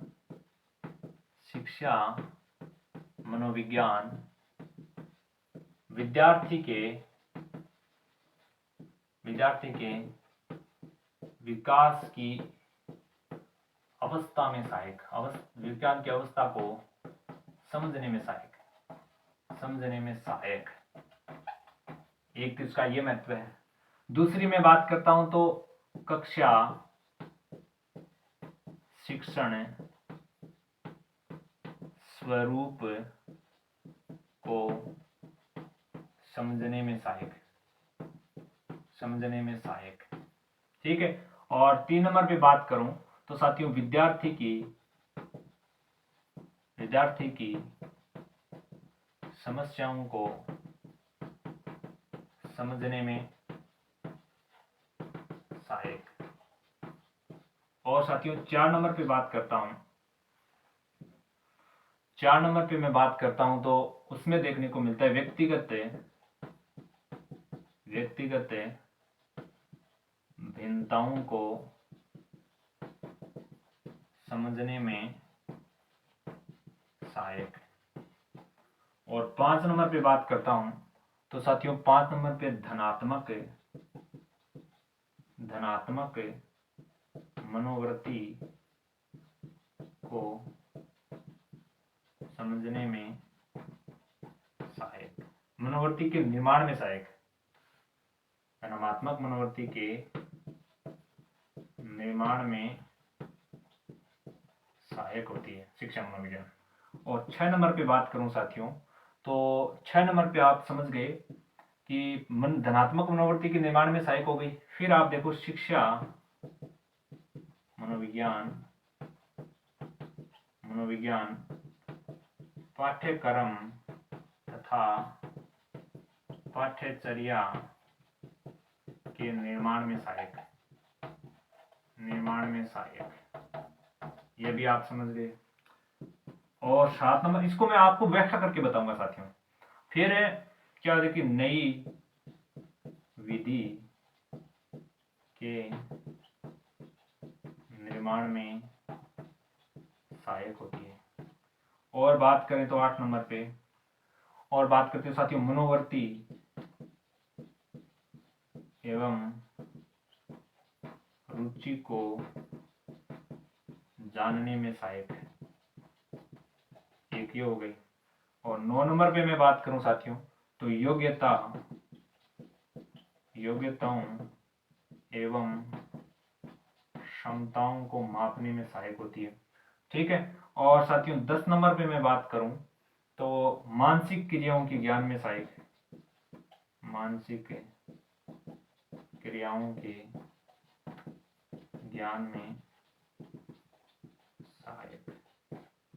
और साथियों एक और लिख लेते हैं, चलो 2-3 बाद में बात कर लेंगे, पहले इसको समझते हैं। शिक्षा मनोविज्ञान का महत्व। शिक्षा मनोविज्ञान विद्यार्थियों के विकास की अवस्थाओं में सहायक है। विद्यार्थी की अवस्थाओं में कैसे सहायक है साथियों?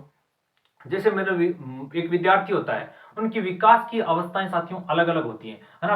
अवस्थाओं में क्या है कि विकास की भिन्नता देखने को मिलती है। जैसे विकास की बात करूं तो एक अवस्था जैसे बालक के विकास, जैसे अनेक प्रकार के विकास होते हैं, जैसे नैतिक विकास हो गया, सामाजिक विकास हो गया, है ना, और उसका जो भाषाई विकास हो गया, संवेगात्मक विकास हो गया, शारीरिक विकास हो गया, है ना। ये सभी के सभी विकास होते हैं। और बालक की 3 अवस्थाएं होती हैं, किशोरावस्था होती है, एक प्रौढ़ावस्था सॉरी एक शिशुअवस्था होती है, एक बाल्यावस्था होती है, एक किशोरावस्था होती है।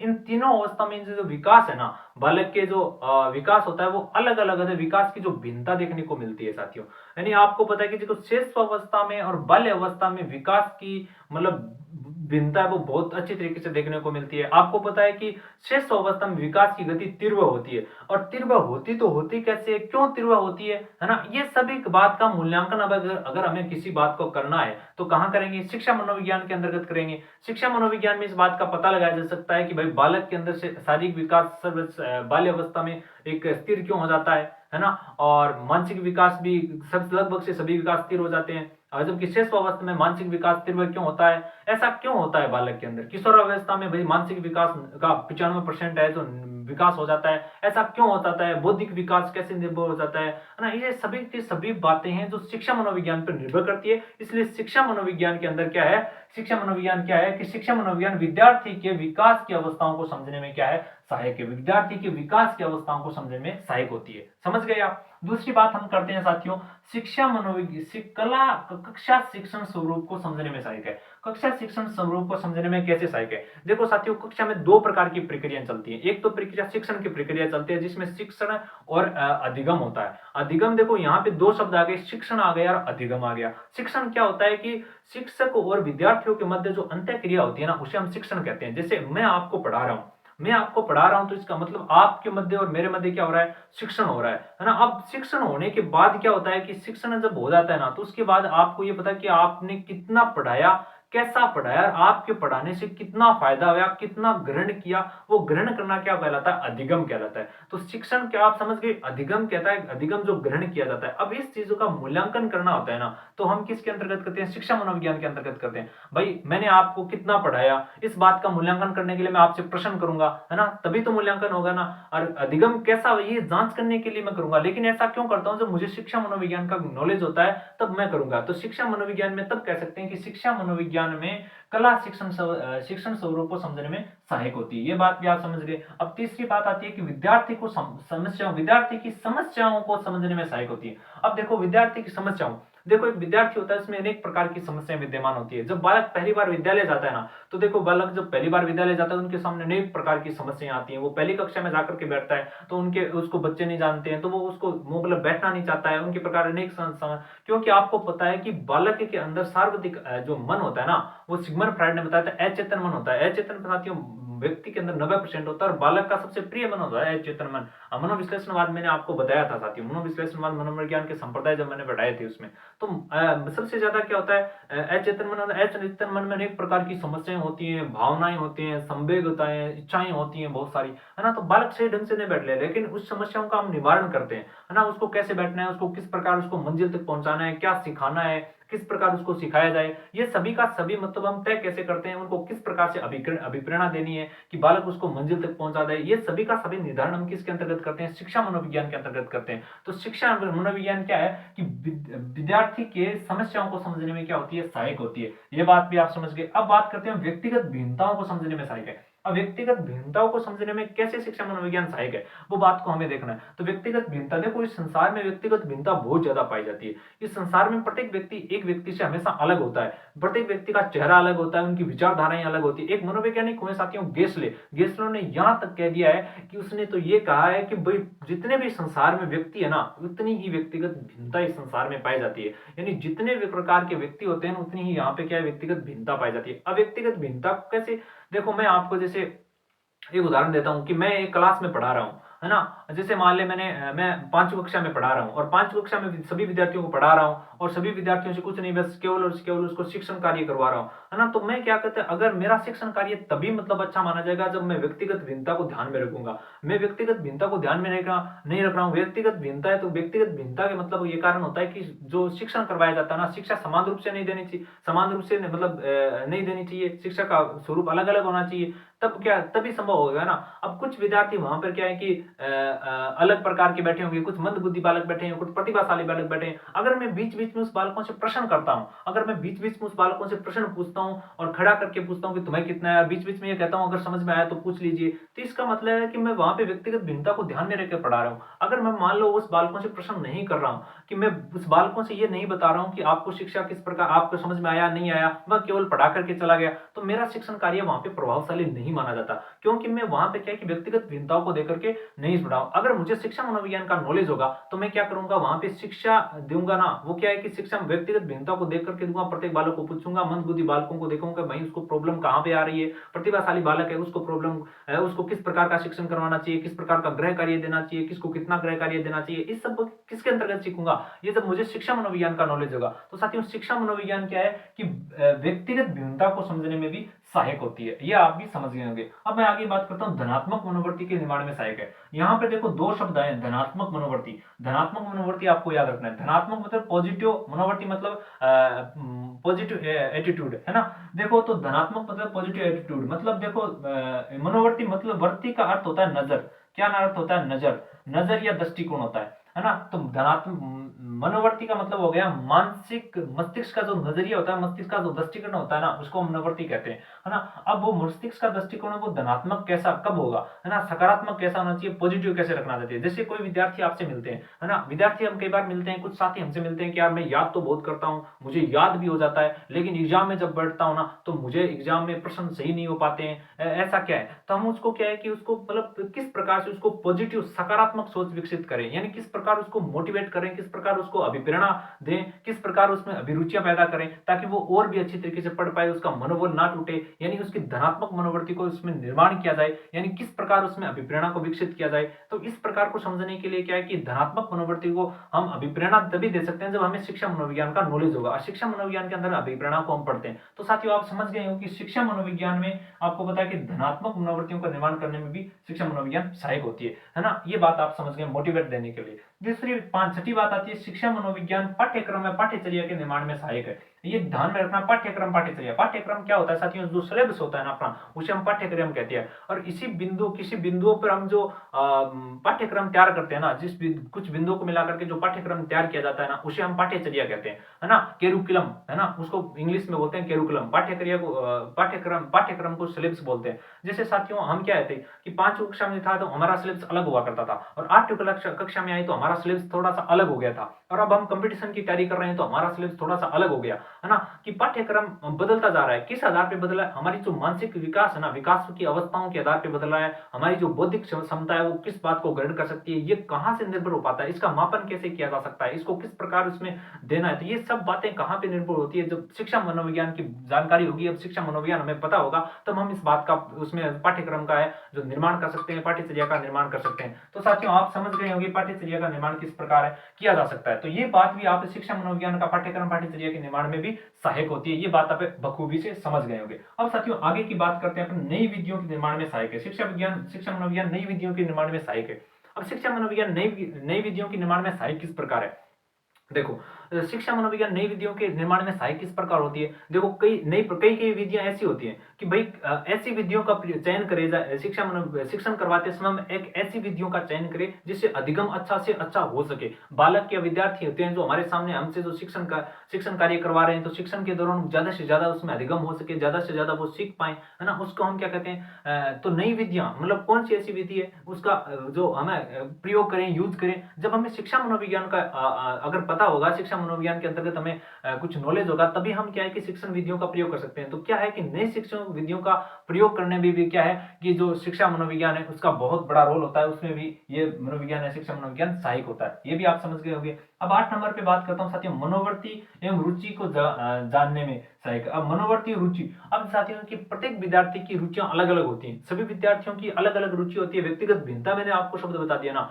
सभी की रुचि भी अलग अलग होती है। कोई व्यक्ति की रुचि, किसी की रुचि गाने सुनने में, किसी की रुचि खेल के विषय में, किसी को विज्ञान पढ़ने में, किसी की हिंदी पढ़ने में। तो उस रुचियों को अगर मैं जान पाऊंगा, उस रुचियों को अगर मैं मूल्यांकन कर पाऊंगा ना, तभी उस बालक को उस प्रकार का। अब कोई बालक है, देखो मान लो कोई बालक है जो मतलब पढ़ने में बहुत ज्यादा इंटेलिजेंट है ना, वो पढ़ना पूरे दिन पढ़ना रहना, पढ़ना उनकी रुचि है। लेकिन एक विद्यार्थी जो खेलने में ज्यादा रुचि देता है, अब मैं खेलने वाले विद्यार्थी को पढ़ना शुरू कर दूं, पढ़ने वाले विद्यार्थी को खेलना कह दूं, है ना, तो आप ये बता सकते हो कि पढ़ने वाला विद्यार्थी का कभी खेल पाएगा, इतना ज्यादा वो खेलने में समय नहीं दे पाएगा। लेकिन जो खेलने वाला जो विद्यार्थी है ना, वो पढ़ने में ज्यादा रुचि नहीं ले पाएगा। तो ये रुचियों को मैं कहां पे जान पाऊंगा? जब मुझे शिक्षा मनोविज्ञान का नॉलेज होगा, है ना। तो शिक्षा मनोविज्ञान क्या है कि मनोवृत्तियों को जानने में और रुचियों को समझने में बहुत बड़ा योगदान रखती है ना। तो शिक्षा मनोविज्ञान मनोवृत्ति और रुचियों को समझने में सहायक होती है। अब 9 नंबर पे बात करता हूं कि योग्यताओं एवं क्षमताओं को पढ़ने में सहायक है। योग्यताओं और क्षमताओं को देखो, योग्यताएं प्रत्येक विद्यार्थी की योग्यताएं भी अलग अलग होती हैं, बहुत सारी योग्यताएं होती हैं, और क्षमताएं भी प्रत्येक विद्यार्थी की उसकी जो उसके अंदर जो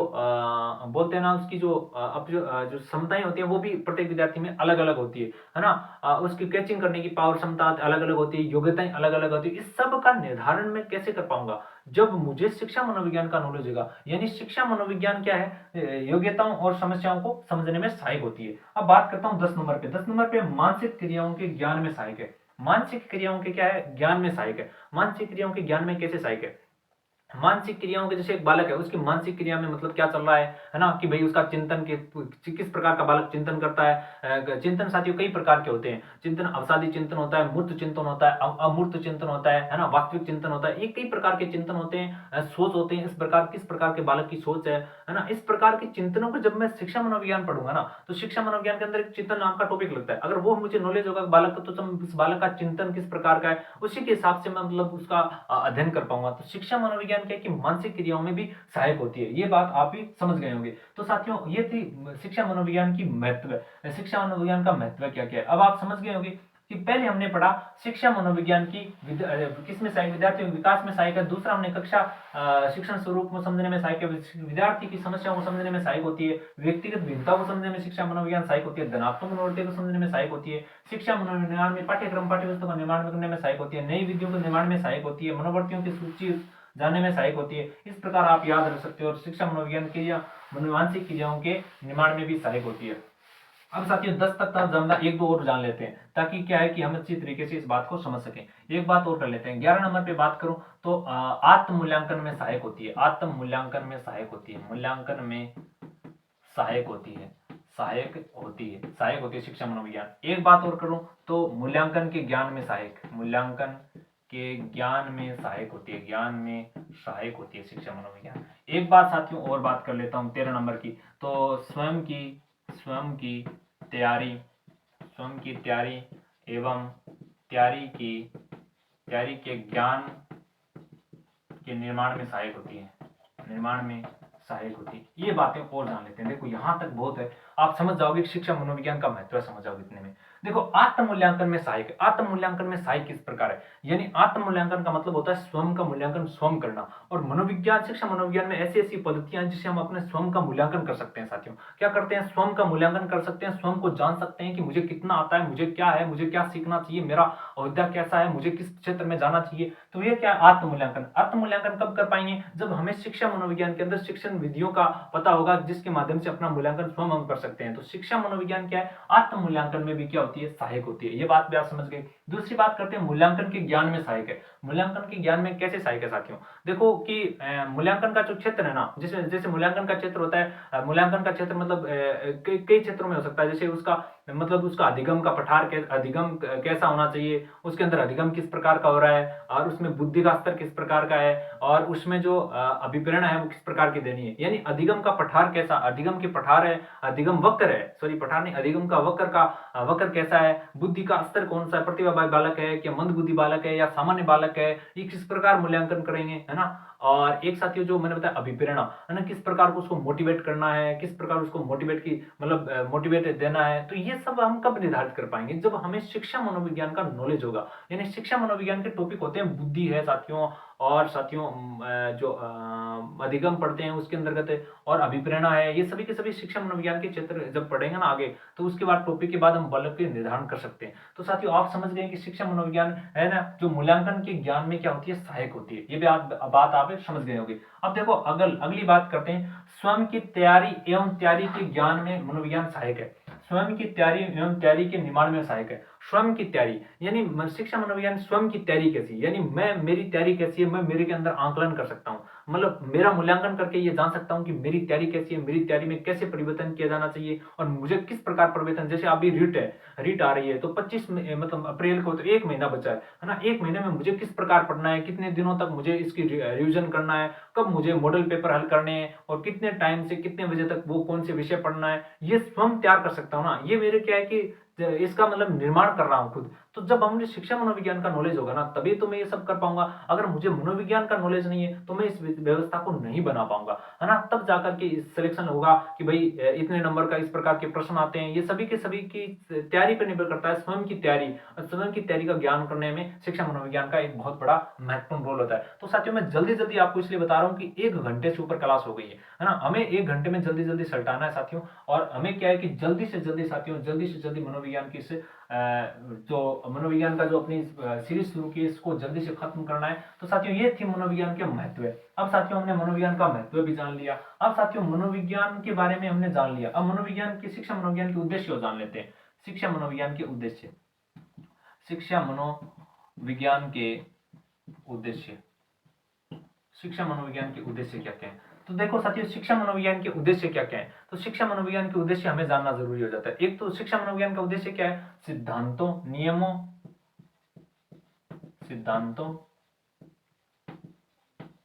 तथ्यों का संग्रह करना, ठीक है। और साथियों हम बात करें शिक्षा मनोविज्ञान के तो एक और साथियों पाठ्यक्रम का निर्माण करवाने, पाठ्यक्रम का निर्माण करवाना उद्देश्य होता है इनका। और साथियों अभिभावकों व्यक्तित्व का निर्धारण करना। और साथियों मैं बात करूं तो व्यक्तित्व का निर्धारण करना हो गया, और आप एक लिख सकते हो कि सर्वांगीण विकास करना शिक्षा मनोविज्ञान का महत्वपूर्ण योगदान है, उसमें महत्वपूर्ण उद्देश्य होता है। और अभिभावकों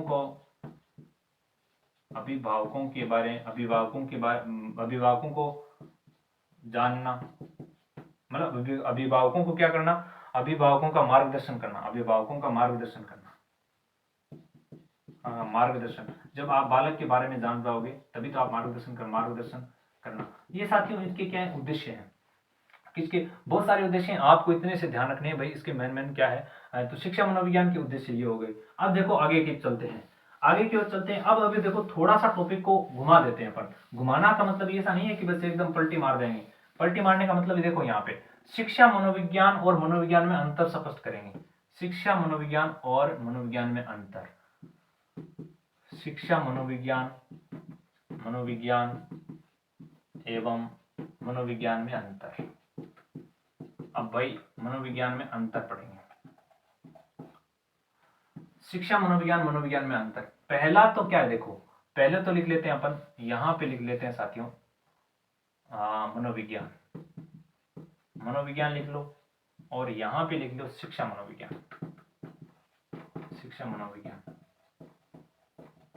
ठीक है। और इसके बीच में ये लगा लो। अब देखो सारणी बना लेते हैं।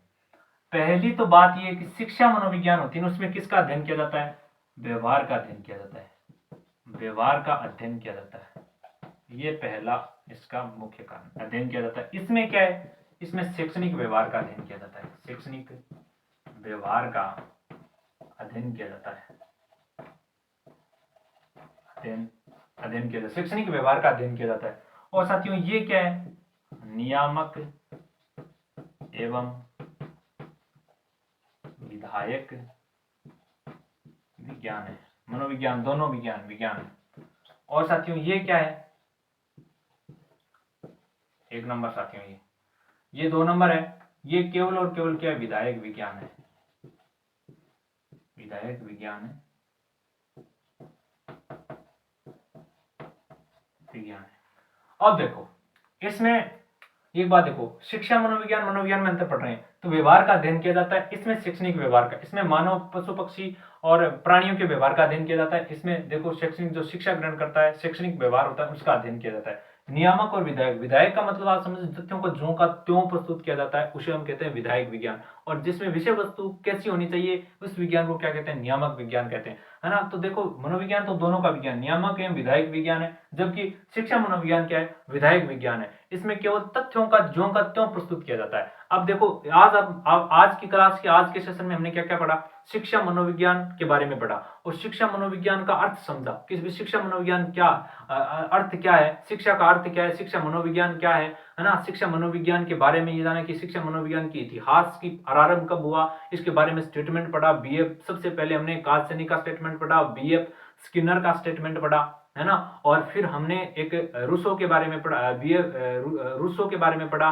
फिर हमने एक मनोवैज्ञानिक आए थे स्टैनली हॉल, जिसको जो स्टैनली हॉल बाल मनोविज्ञान के जनक कहा जाता है। और फिर साथियों एडवर्ड ली थॉर्नडाइक के बारे में पढ़ा, जॉन डेवी के बारे में पढ़ा, इन लोगों के विचारों को जाना, तब जाकर के मनोविज्ञान की शिक्षा मनोविज्ञान के इतिहास को हम समझ पाए। और इसके बाद साथियों मनोविज्ञान की परिभाषाएं पढ़ी, जिसमें सबसे पहले बीएफ स्किनर की परिभाषा पढ़ी।